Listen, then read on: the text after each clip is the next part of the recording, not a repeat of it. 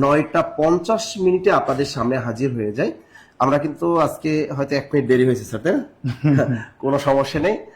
Class কিন্তু চলবে, আমাদের ক্লাসটা চলবে ধরে নেন 11:30 পর্যন্ত ক্লাসটা চলবে। এবং আজকের ক্লাসটা দেখতেই পারতেছেন, আমাদের ইমন স্যার যেহেতু আছেন এবং ইংরেজির খুব জনপ্রিয় একজন শিক্ষক, সেটা আপনারা জানেন।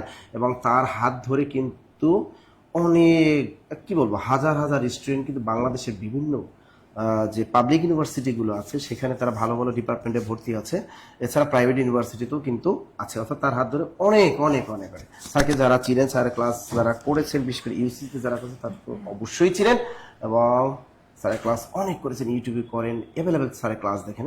এবং স্যারের লেখা যে একটা বই আছে মারাত্মক, স্যার বইটার নামটা একটু বলে দেন না? ইমনস ইংলিশ। হ্যাঁ, এই যে দেখেন ইমনস ইংলিশ বই আছে, মার্কেটে পাওয়া যায়, বাংলাদেশের সব লাইব্রেরিতেই পাওয়া যাচ্ছে বইটা একটু দেখবেন এবং চাকরির জন্য কিন্তু খুবই বেস্ট উপকারী। এবং আজকের ক্লাসে ধামাকা ইংরেজি ক্লাস হবে, বাংলা ক্লাস হবে এবং শেষের দিক দিয়ে আমাদের প্রবেশ করবেন আমাদের মামুনুল স্যার। সুতরাং টেনশনের কোনো কারণ নেই। কে কোন জায়গা থেকে আমাদের লাইভ সেশনটা দেখতেছেন একটু কমেন্টে জানাবেন। আর আজকের ক্লাসেও কিন্তু সর্বোচ্চ শেয়ারকারী নগদ টেকা এবং কি ক্যারিয়ার প্লাস বাংলা বই এবং ইংরেজি বই এবং স্যারের লেখা দুটি ইংরেজি বই পাবেন। লেখা দুটো ইংরেজি বই পাবেন, একটা ইংরেজি বই পাবেন যে সর্বোচ্চ মেনশন করবেন তিনি, এবং একটা পাবেন সর্বোচ্চ শেয়ারকারী। স্যার কিন্তু দুইটা দিয়েছে। কয়টা স্যার? দুইটা বই দিছে। আর আমি দিলাম ক্যারিয়ার প্লাস বাংলা বই দুইটা। এবং ক্যারিয়ার প্লাস বাংলা বই যে দুইটা বই, এই বই খুবই চমৎকার যে বই, এবং বইটা কিন্তু আপনাদের হাতে অনেকের হাতেই আছে। এই এক নতুন এডিশনের বই, এই বইও দুইটা পাবেন, সর্বোচ্চ শেয়ারকারী মেনশনকারী এবং নগদ যে টাকা, নগদ টাকা কিন্তু অবশ্যই পাবেন আজকের ক্লাসের শেষে। সুতরাং দেখি সর্বোচ্চ শেয়ারকারী মেনশনকারী কার থাকে। এবং প্রথম 20 মিনিট কিন্তু এটা কিন্তু পরবর্তীতে শেয়ার মেনশন করলে আর টাকা পয়সা বই খাতা কলম কিছুই পাবেন না। প্রথম 20 মিনিট, এখন থেকে আমার ক্লাস নেব 20 মিনিট, এই 20 মিনিটের ভিতরে সর্বোচ্চ শেয়ারকারী সর্বোচ্চ মেনশনকারী তারাই কিন্তু এই গিফট গুলা লুফে নিতে পারবেন। স্যার কিছু বলেন? অর্থাৎ আমাদের আজকের ক্লাসে আমি ইমন স্যার আপনাদের জন্য 15টি কোশ্চেন রেডি করেছি। ফ্র্যাঙ্কলি স্পিকিং, এই 15টা প্রশ্ন আপনি সলভ করবেন, আমি ব্যাখ্যা সহকারে সলভ করবো। 15টা প্রশ্ন থেকে ডেফিনেটলি শিওর আপনি যেই চাকরি পরীক্ষা দেন না কেন 2টা থেকে 3টা 100% কমন থাকবে ইনশাআল্লাহ। সো এই ক্লাসটি আপনার জন্য অনেক অনেক গুরুত্বপূর্ণ। আমি সবাইকে বলবো অবশ্যই আপনার ক্লাসে শেয়ার করে দিবেন, ফ্রেন্ডদেরকে মেনশন করে কমেন্ট করবেন। কারণ যারা সর্বোচ্চ শেয়ার করবেন, ফ্রেন্ডদেরকে মেনশন করে কমেন্ট করবেন, তারা নগদত্ব সহকারে বই গিফট পেয়ে যাবেন। আমি ইমনস ইংলিশ বইটা পাবেন এবং আমাদের স্যারের যে বাংলা বই আছে সেটা আপনারা পেয়ে যাবেন ক্যারিয়ার প্লাস। ওকে, সো সবাই একটু শেয়ার করে দিব। আমরা শেয়ার করে আমরা ক্লাস শুরু করে দিব ইনশাআল্লাহ। সবাই একটু কমেন্ট করে জানাবেন আগে আপনাকে কোথা থেকে আমাদের ক্লাসটি দেখছেন, আপনাদের ডিস্ট্রিক্টের নাম লিখে সবাই একটু কমেন্ট করবেন। আমরা দেখতে চাই কে কোন জেলা থেকে আছেন। আর আমি ইমন স্যার, আমরা তো 3-4 দিন আগেও ক্লাসে দেখেছেন, আজকে এসেছি ইনশাল্লাহ। এখন থেকে রেগুলার আপনারা আমাকে জব মেডিসিনের পেজে দেখবেন। একই সাথে আগামী 1 তারিখ 7 তারিখ আমি 5 তারিখ 1 তারিখ 5 তারিখ 2 দিন জব মেডিসিন অফলাইনে ক্লাস দিবি ইনশাআল্লাহ। তো আপনাদের জন্য সর্বোচ্চটুকু আমি ইমন স্যার পকেটে রাখবো, আর সব একটু শেয়ার করে দিবেন। রেডিয়ার কুইক সব একটু শেয়ার করে দিবে আমরা। আচ্ছা, স্যার কিন্তু অনেকগুলাই গিফটের কথা বললো, সুতরাং টেনশনের কোনো কারণে সবাই গিফট হবে। ক্লাসটা মনোযোগ সহকারে কিন্তু সবাই করবেন। হ্যাঁ, সবাই করবেন। সবাই একটু রিয়াকশন ইউজ করেন না তো, বেশি বেশি রিয়াকশন ইউজ করতে হবে। খুলনা থেকে আমাদের আছে বিশ্বজিৎ আছে, বসু আছেন আমাদের, আবু বকর স্যার আমাদের, সাদাত ফকির আছেন আমাদের কুমিল্লা থেকে আছেন, আরিনা সাহা ঐশী তিনি আছেন আমাদের আছেন।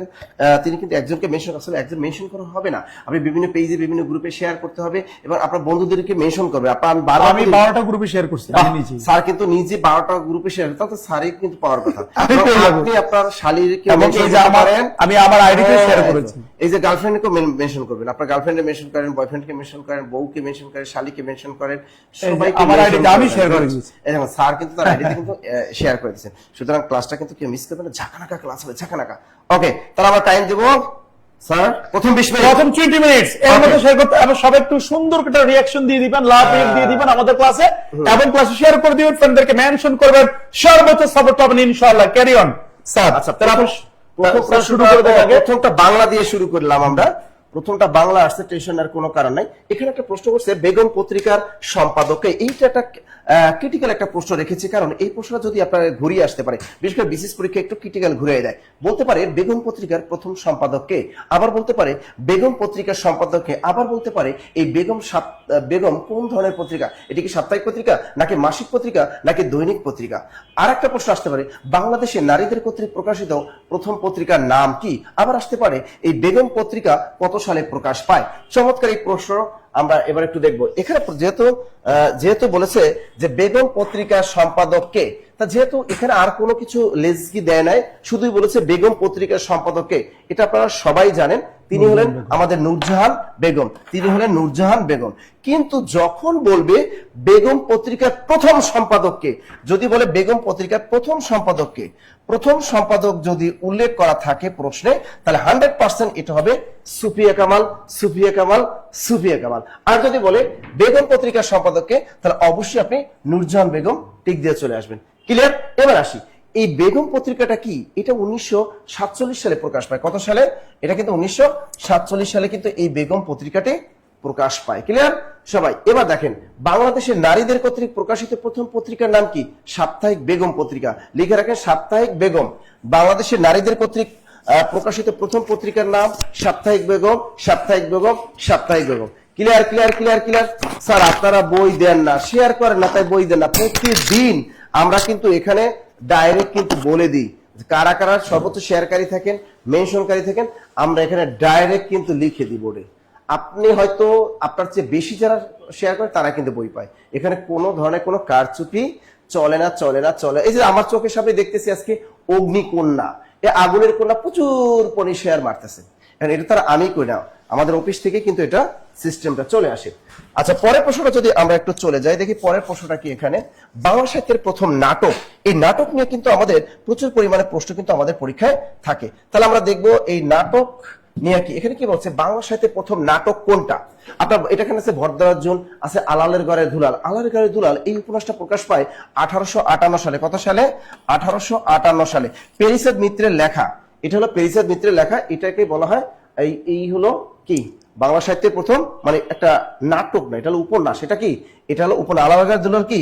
এটা হলো বাংলা সাহিত্যের প্রথম উপন্যাসের নাম আলালের ঘরের দুলাল। এই উপন্যাসটা প্রকাশ পায় 1858 সালে। 1858 সালে। কোনো কারণে যদি অপশনে 1858 না থাকে, সেক্ষেত্রে আপনি 1857 টিক দিলেও হবে। এবারে আছে দুর্গেশ নন্দিনী। এটা জানি বাংলা সাহিত্যের প্রথম সার্থক উপন্যাস দুর্গেশ নন্দিনী, যেটা 1865 সালে প্রকাশ পায়। বঙ্কিমচন্দ্র চট্টোপাধ্যায় লেখা। এটা হলো কত সালে? 1865 সালে। আর এটা একটা হলো বাংলা সাহিত্যের প্রথম সার্থক উপন্যাস।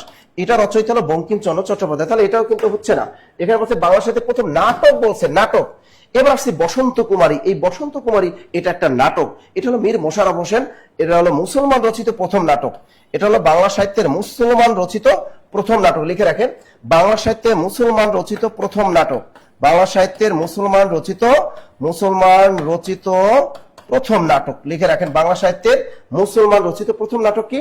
সেটা হলো বসন্ত কুমারী, মীর মোশাররফ হোসেন, মীর মোশাররফ হোসেন। তাহলে অলরেডি আপনারা বলেই ফেলেছেন স্যার এটা হলো ভদ্রার্জুন। ভদ্রার্জুন এখন পরীক্ষা আসতে পারে এই ভদ্রার্জুন কি? বাংলা সাহিত্যের প্রথম মৌলিক নাটকের যাত্রা শুরু হয় এই ভদ্রার্জুন নাটকের মাধ্যমে। আর 1852 সালে এই নাটকটা প্রকাশ পায়। আর এই ভদ্রার্জুন নাটকটি কার? তারাচরণ শিকদার। লিখে রাখেন তারাচরণ শিকদার। এই ভদ্রার্জুন নাটকটি কার? তারাচরণ শিকদার। তারাচরণ শিকদার। তা এই যে দেখেন বাংলা সাহিত্যের প্রথম মৌলিক নাটকের নাম হলো ভদ্রার্জুন, অথবা বাংলা সাহিত্যের প্রথম নাটক হলো ভদ্রার্জুন, যেটি 1852 সালে প্রকাশ পায়। এবং এই নাটকটি রচয়িতা হলো তারাচরণ শিকদার। এরপরে আপনার পরীক্ষা ধরতে পারে বাংলা সাহিত্যের প্রথম সার্থক নাটকের নাম কি? বলতে পারবেন বাংলা সাহিত্যের প্রথম সার্থক নাটকের নাম কি? বাংলা সাহিত্যের প্রথম সার্থক নাটক, এটা বলতে শুধু নাটক। আর যদি সার্থক নাটক বলে তাহলে কি হবে? বলতে পারবেন বাংলা সাহিত্যের প্রথম সার্থক নাটকের নাম কি? শর্মিষ্ঠা। সেটার নাম হলো শর্মিষ্ঠা। তা এই শর্মিষ্ঠা নাটকটির রচয়িতা হলো মাইকেল মধুসূদন দত্ত।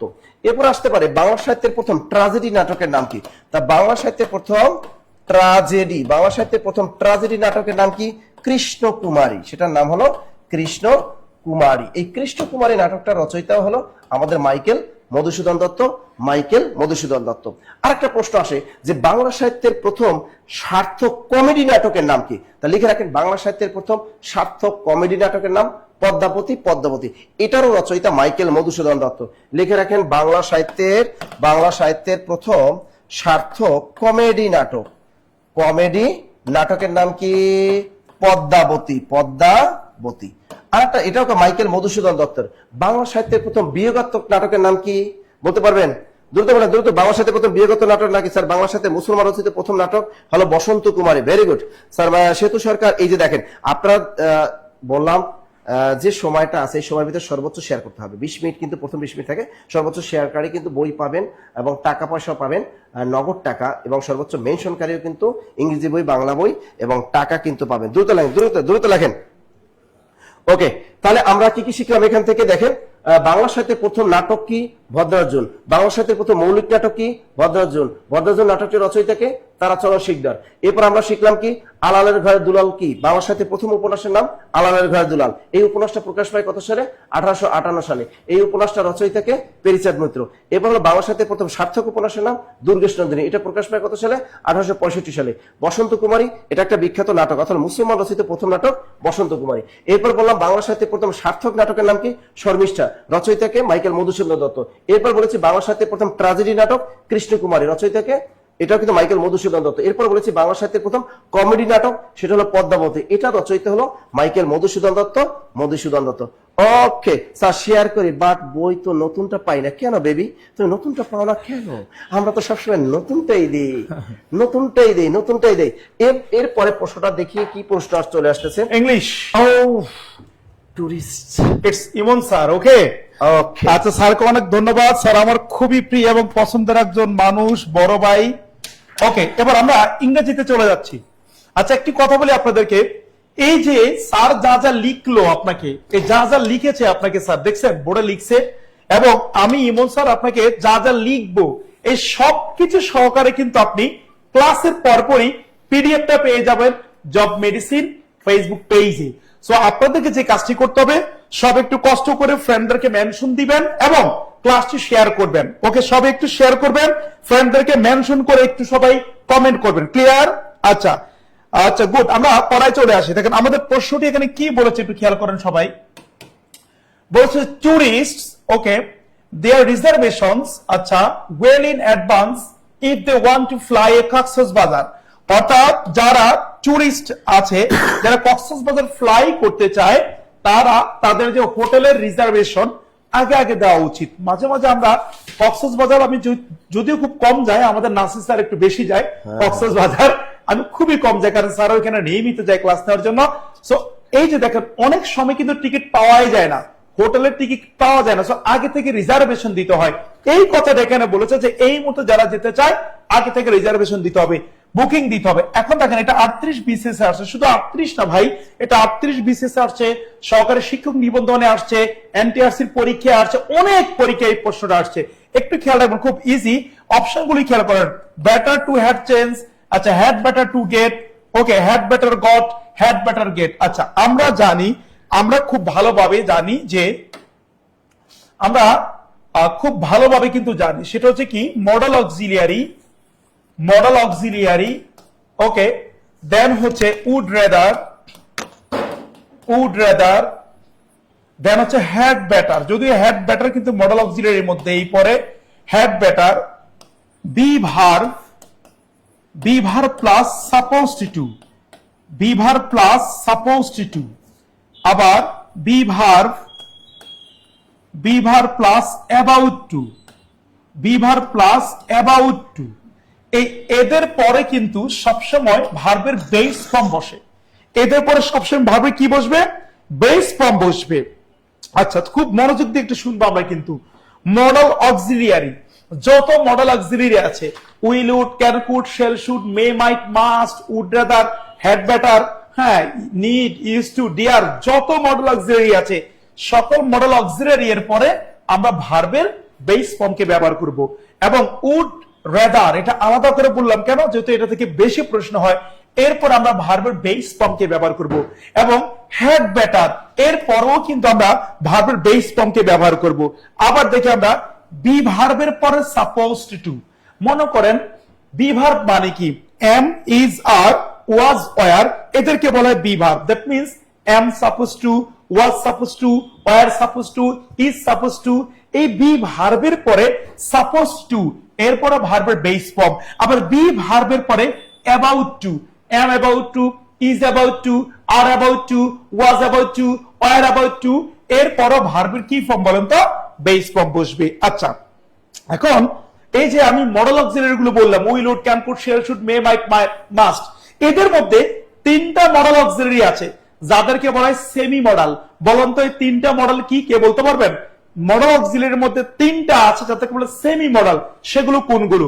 তাহলে এদের পরে ভার্বের বেস ফর্ম। আমি যদি আপনাকে একটা এক্সাম্পল দেই, যেমন দেখেন যে আই হ্যাড বেটার ব্র্যাকেটে take it.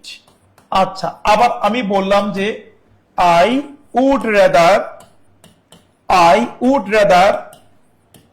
starve, okay, I would rather starve to big than beg. আমি প্রয়োজনে ভিক্ষা করব না, প্রয়োজনে মরে যাব তা ভিক্ষা করব না। আবার I am supposed to give you money. I am supposed to give you money. আবার যদি বলি যে he was about to kill me.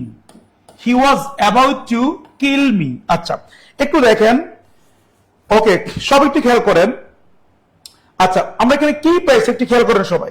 আমরা এখানে পেয়েছি কি একটু খেয়াল করেন, হ্যাড বেটার। আমরা বলেছিলাম হ্যাড বেটারের পরে ভার্বের base form, that means answer take, যা আছে তাই। আবার দেখেন আই উড রেদারের পরে ভার্বের বেস ফর্ম, সো স্টার্ভ, এবং বেগই হবে। উড রেদারের পরে যতগুলো ভার্ব থাকুক সবগুলো ভার্বের বেস ফর্ম হবে, এবং মাঝখানে কিন্তু টু না, আমরা দেন কে ব্যবহার করব। I would rather starve than beg, okay. Sir আপনার নাম কি? আজকে ফার্স্ট টাইম আপনার ক্লাস দেখতেছি। ওকে, আমার নাম হচ্ছে ইমন, আমি ইমন স্যার। তোমরা আমাকে অনেকে চিনো, আমাকে কি চিনো? কারা কারা চিনো একটু কমেন্ট করবা। আমি ইমন স্যার, আমার অনেকগুলো পরিচয় আছে। প্রথমত আমি হচ্ছে ইউসিসি, তোমার নাম শোনার কথা, আমি ইউসিসি গ্রুপের পুরো বাংলাদেশের ইংরেজি বিভাগের হেড, এবং কম্প্যাক্ট, ইমনস ইংলিশ, এগুলো আমারই লেখা বই। দেন হচ্ছে আমি একজন বিসিএস ক্যাডার অফিসার, আমি 40তম বিসিএস এ ক্যাডার হয়ে গেছি। আমরা এই প্রতিষ্ঠানের সাথে আছি, কিন্তু আমি একটু ব্যস্ততার কারণে ক্লাস কম নেওয়া হচ্ছে, বাট এখন থেকে রেগুলার আমাকে পাবে ইনশাআল্লাহ।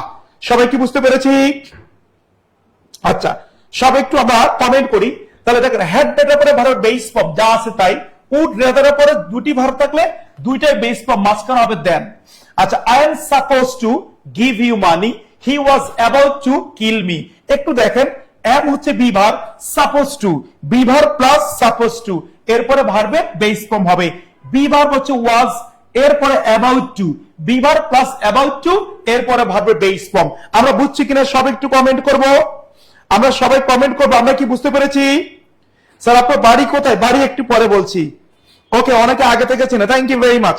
তাহলে একটু খেয়াল করি আমরা, এই যে আমি লিখলাম আপনাদের জন্য, দেখেন এই যে ওয়ার্ড গুলো আছে, মডেল অক্সিলারি এর পরে ভার্বের বেস ফর্ম, উড রেদারের পরে ভার্বের বেস ফর্ম, হ্যাড বেটার পরে ভার্বের বেস ফর্ম, বি ভার্বের পরে সাপোজ টু, এরপরে ভার্বের বেস ফর্ম, বি ভার্বের পরে অ্যাবাউট টু, এরপরে ভার্বের বেস ফর্ম। একটু খুব মনোযোগী শুনবেন, এই যে বি ভার্বের পরে সাপোজ টু, এটা হচ্ছে কোনো কিছু করার কথা, কোনো কিছু দেওয়ার কথা, কোনো কিছু বলার কথা, এমন অর্থ আমরা ইউজ করব be verb plus suppose two. জেনে রাখেন, আপনাদের রিটেনে কাজে লাগবে। যেমন আমি যদি বলি তুমি আমাকে বইটা দেওয়ার কথা, you are suppose to give me the book. আমি তোমাকে মায়ের দেওয়ার কথা, আই ওয়াজ সাপোজ টু কি বলতো স্ল্যাপ ইউ, বা যে কোনো একটা মায়ের দেওয়ার কথা। আবার যদি বলি যে সে আমাকে একটা বাড়ি উপহার দেওয়ার কথা, he was suppose to gift me a house. এইভাবে কোনো কিছু দেওয়ার কথা, বলার কথা, এমন অর্থ আমরা ব্যবহার করব be verb plus suppose to. আর be verb plus about to, এটা হচ্ছে কোনো কিছু প্রায় হয়ে যাচ্ছিল, এরকম প্রায় ঘটে যাচ্ছিল। আমরা বলি না ইস রে বাংলাদেশ প্রায় জিতে যাচ্ছিল, আরে ভাই সে তো আমাকে ভাই মেরে ফেলছিল, আরে আমি তো তাকে থাপ্পড় মেরেই দিয়েছিলাম। কোনো কিছু প্রায় হয়ে যাচ্ছিল, এমন হচ্ছে be verb plus about to. যেমন আমি প্রায় চলেই গিয়েছিলাম, I was about to go. সে আমাকে প্রায় মেরেই ফেলেছিল, he was about to kill me. আমি তো প্রায় তাকে থাপ্পড় দিয়ে দিয়েছিলাম, I was about to slap him. এইভাবে এদের পরে ভার্বের বেস ফর্ম। সবাই বুঝছে কি? একটু কমেন্ট করি, তাহলে উত্তরটা এখানে কি হবে? এই যে দেখো, হ্যাড বেটার পরে ভার্বের base form, better to had, এটা meaningless. Had better to get হবে না, হ্যাড বেটার গট হবে না, আনসার হবে হ্যাড বেটার গেট। সবাই বুঝছে কিনা একটু কমেন্ট করবো আমরা সবাই একটু কমেন্ট করবো। দেখেন, আমি আপনাকে একটি প্রশ্ন পড়িয়েছি, বাট আমি আপনাকে শিখিয়েছি অনেকগুলো, এখান থেকে আপনি অনেক কোশ্চেন কমেন্ট পাবেন ইনশাআল্লাহ। আমরা চলে যাই পরবর্তী প্রশ্ন। আচ্ছা, এই কোশ্চেনটা বারবার পরীক্ষা আসছে। আপনি 20টা চাকরি পরীক্ষা দিলে এখান থেকে দেখবেন যে 10টা পরীক্ষা এই কোশ্চেনটা আসছে কন্ডিশনাল থেকে। Choose the correct sentence. I wish I were you, I wish I was you, I wish I am you, I wish I are you. বলেন উত্তর কি হবে? সব একটু কমেন্ট করেন।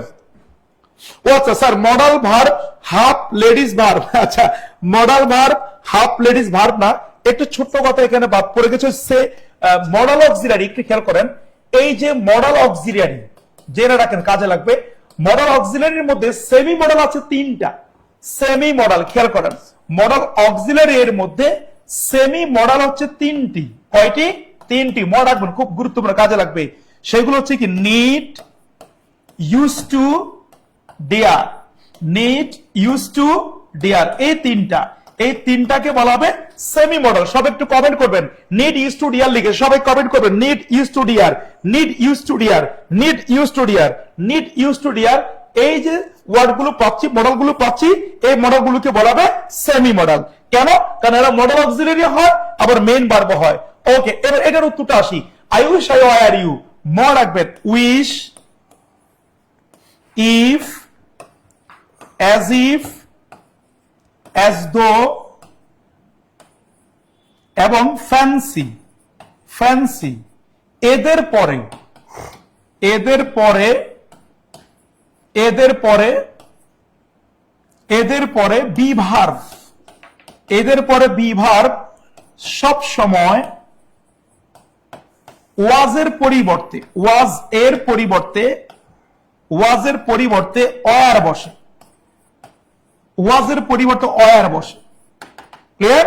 এদের পরিবর্তে বি ভার্ব ওয়াজের পরিবর্তে অয়ার বসে। আপনার যদি সিঙ্গুলারে হয় তাও অয়ার হবে, প্লুরাল যদি হয় তাও অয়ার হবে, সবার ক্ষেত্রে অয়ার হবে। তাহলে আই উইশ আই ওয়ার, এটা সঠিক উত্তর। I wish I was, was হবে না। I wish I am, no. I wish I are, no. So answer হবে এ। আমরা সবাই বুঝতে পেরেছি কিনা একটু কমেন্ট করবো। স্যার কালো কালি দিয়ে লেখেন। ওকে, ঠিক আছে, নেক্সট থেকে কালো কালি দিয়ে লিখবো। সবাই আমরা বুঝতে পেরেছি কিনা একটু কমেন্ট করি। ওকে, আচ্ছা, মন্ত্রী মশাইয়ের ক্রাশটি কি আছেন? মন্ত্রী মশাইকে নিড, ইজ টু, ডিয়ার বলেছে। Good, thank you very much. Okay, আচ্ছা, আমরা তাহলে নেক্সট কোশ্চেনে চলে যাচ্ছি।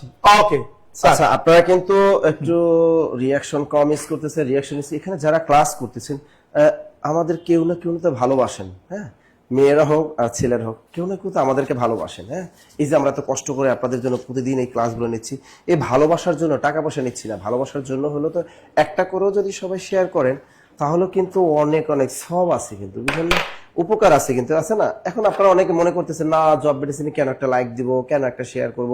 এরকম কিছু মানুষ অলওয়েজ থাকে। আপনি যদি তাকে যতই মাংস পোলাও খাওয়ান না কেন, কিছু মানুষ দেখবেন আপনাকে কিন্তু একটু সমালোচনা করবে না? কাজু বিয়ে দাওয়াত খাইতে আসলাম, এই মাংস তো একটু ঝাল কম দিছে, লবণ একটু বেশি হয়ে গেছে, এই রোস্টে লেগ পিস পাইলাম না।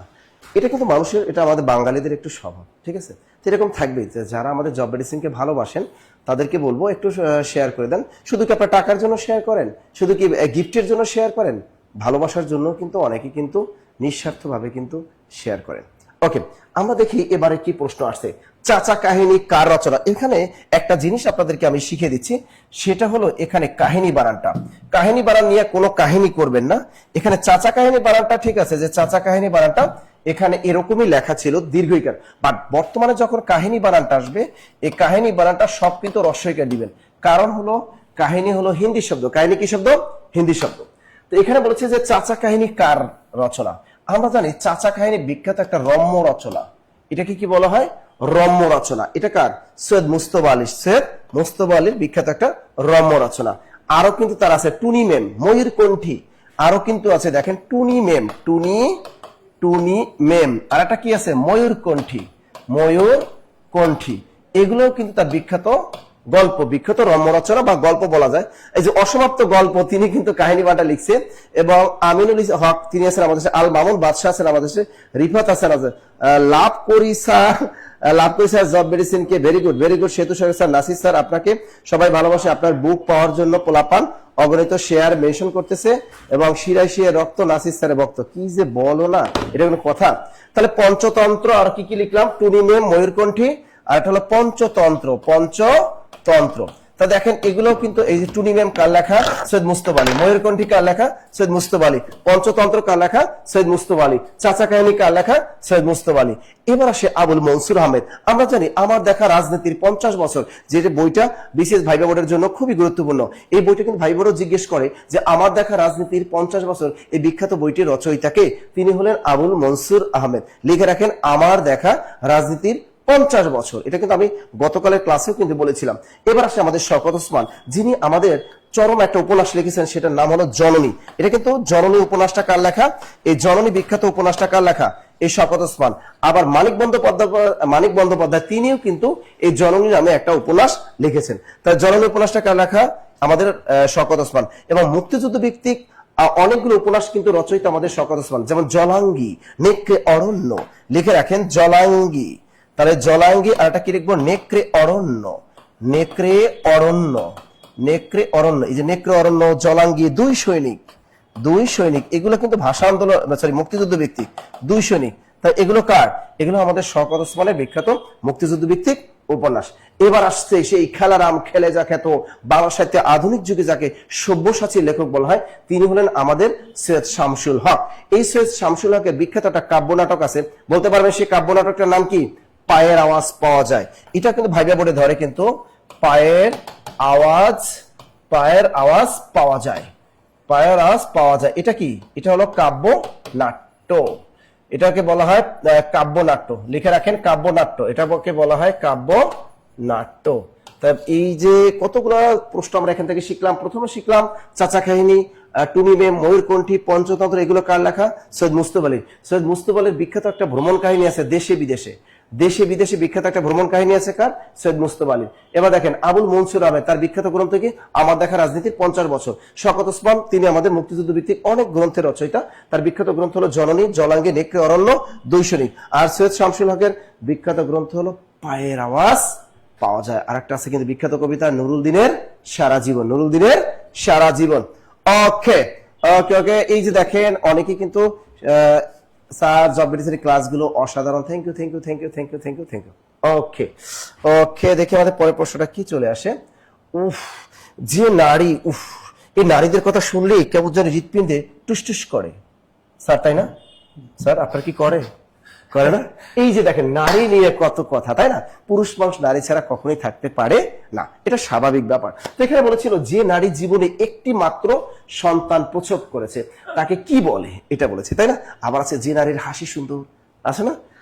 আবার বলে যে নারীর হাসি কুটিলতা বর্জিত, এরকম কিন্তু আসে পরীক্ষায়। তো আমরা দেখি এই যে বন্ধা আছে একটা, অর্থাৎ যে নারীর কোনো বেবি হয় না, হ্যাঁ, যে নারী কোনো বেবি না, মানে বিয়ের পরে, আবার বিয়ের আগে না কিন্তু, আবার হ্যাঁ বিয়ের আগেরটা কিন্তু বলা হয় না এখানে। বন্ধা কাকে বলে? অর্থাৎ বিয়ে হয়েছে কিন্তু বেবি উৎপাদন ক্ষমতা নেই, অর্থাৎ বাচ্চা হয় না, তাদেরকে আমরা কি বলি? বন্ধা বলি, কি না? বন্ধা বলি। আবার অনুরা কাদেরকে বলি? আচ্ছা একদম কি ফ্রেশ, যে এখনো বিয়ে হয়নি। তা যে মেয়ের এখনো বিয়ে হয়নি তাকে আমরা কি বলি? অনুরা। এটা কিন্তু অনেকবার পরীক্ষা আসতে পারে, যে মেয়ের বা যে নারীর, যেহেতু নারী নিয়ে লেখা, নারী লিখি, যে নারীর এখনো বিয়ে হয়নি, যে নারীর এখনো বিয়ে হয়নি। এরকম কারাকার আছেন? একটু হাত তোলেন তো। অনুরা কারাকার আছেন? অনুরা কারাকার আছেন? দ্রুত। অনুরা কারাকার আছেন? দ্রুত। এরপরে দেখেন ফুলটুসি, এটা আবার কি? মানে সফট, নরম, ভেলভেট বলা হয় যেটাকে ইংরেজিতে, একদম কোমল নরম জাতীয় কোনো বস্তু, সেটাকে বলা হয় ফুলটুসি। তাহলে এখানে কি হবে? যে নারী জীবনে একটি মাত্র সন্তান প্রসব করেছে তাকে বলে কাকবন্ধা। আর যে নারীর হাসি সুন্দর তাকে আমরা কি বলবো? সুস্মিতা। যে নারীর হাসি সুন্দর তাকে আমরা বলবো সুস্মিতা। আর যে নারীর হাসি কুটিলতা বর্জিত, অর্থাৎ যার ভিতরে কোনো ফেক নাই, একদম যার হাসিটা দেখলে পুরাই ছেলেরা ক্রাশ খায়, সেটাকে সুস্মিতা। অর্থাৎ যে নারীর হাসি কুটিলতা বর্জিত, কুটিলতা বর্জিত, তাকে আমরা কি বলবো? সুচিস্মিতা। লিখছেন লিখছেন লিখছেন লিখছেন okay, very good very good very good. হ্যাঁ, জেনারি এখনো বিয়ে হয়নি, ভেরি গুড ভেরি গুড, বাহ বাহ বাহ বাহ, আপনি তো ভালোই পারেন, ভেরি গুড। ওকে, তো দেখি পরের প্রশ্নটা হয়তো ইংরেজি থাকতে পারে অথবা বাংলা। উই মিট, স্যার এখানে তো ইংরেজি চলে আসছে স্যার, এটা বাংলা না। তাহলে ইংরেজি চলে আসছে, এখন আমার পালা।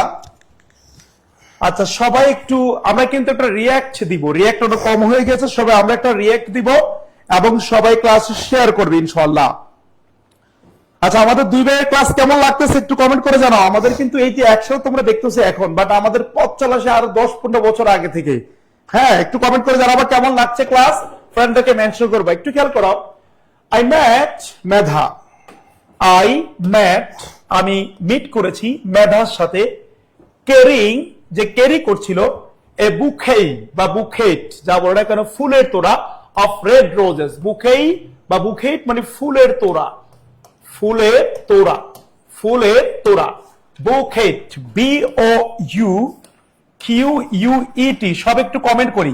স্পেলিং আপনাদেরকে পড়তে হবে, স্পেলিং অত্যন্ত গুরুত্বপূর্ণ।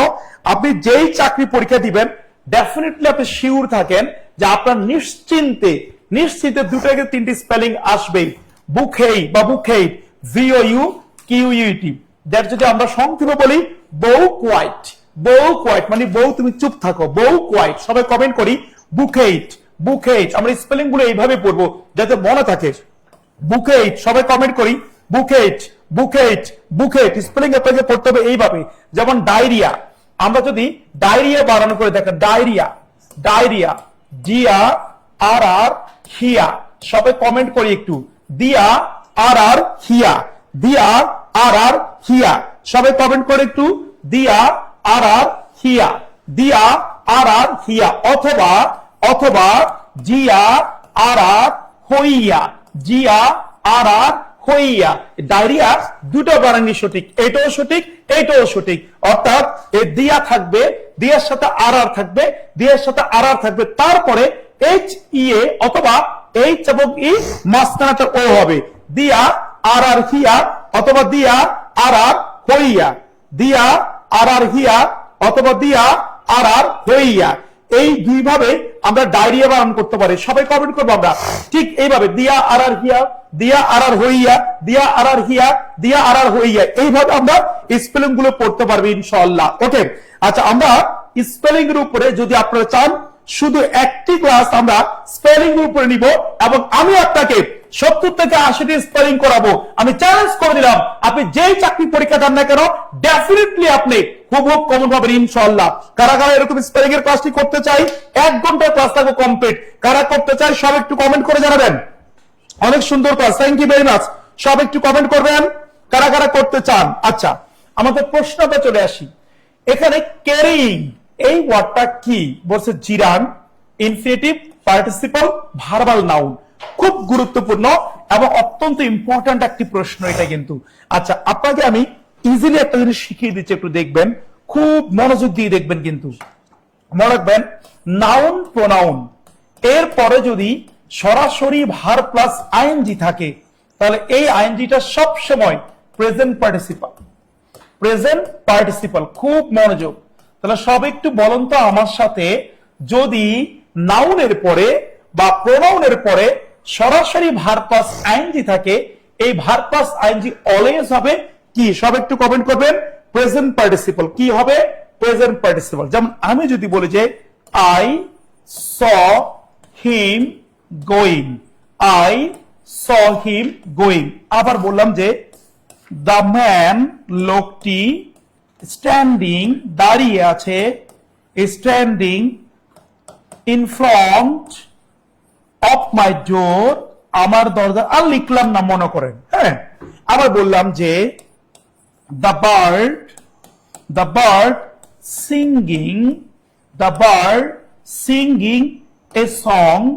বাকিটা আমি মনে করেন লিখলাম না। একটু দেখেন, আমার কিন্তু এখানে প্রত্যেকটা প্রশ্নে এই যে দেখেন ভার্ব প্লাস আইএনজি আছে, এই যে ভার্ব প্লাস আইএনজি আছে, এই যে ভার্ব প্লাস আইএনজি আছে। আমি বলেছি নাউন অথবা প্রোনাউন এর পরে যদি সরাসরি ভার প্লাস আইএনজি থাকে, এই ভার প্লাস আইএনজিটা হবে প্রেজেন্ট পার্টিসিপল।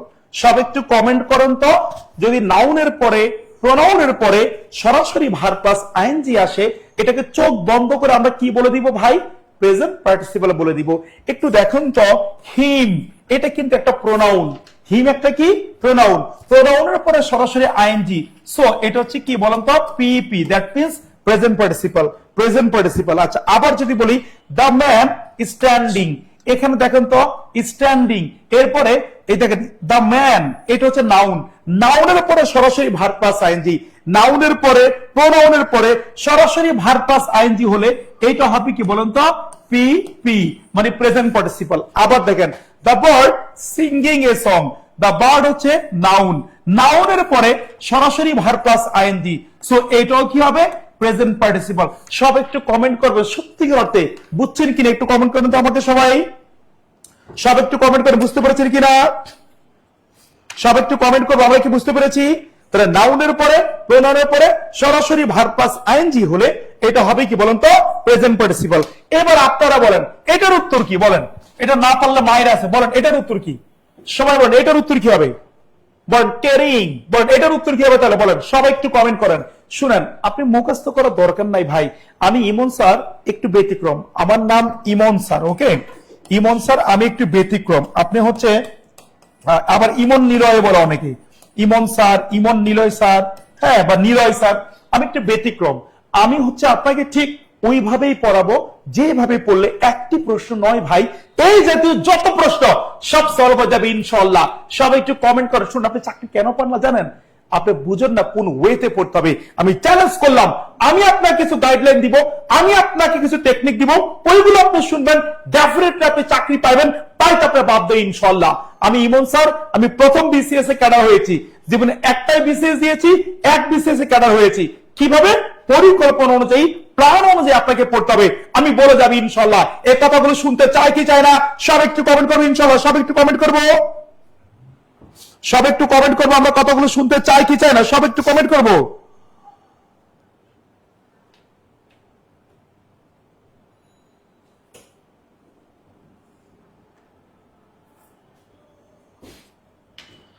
ওকে, সবাই কি বুঝতে পেরেছি? তাহলে আই মেক মেধা, তাহলে আনসার কি দেখেন, মেধা হচ্ছে নাউন, নাউনের পরে সরাসরি আইএনজি, এটা হবে কি বলেন তো?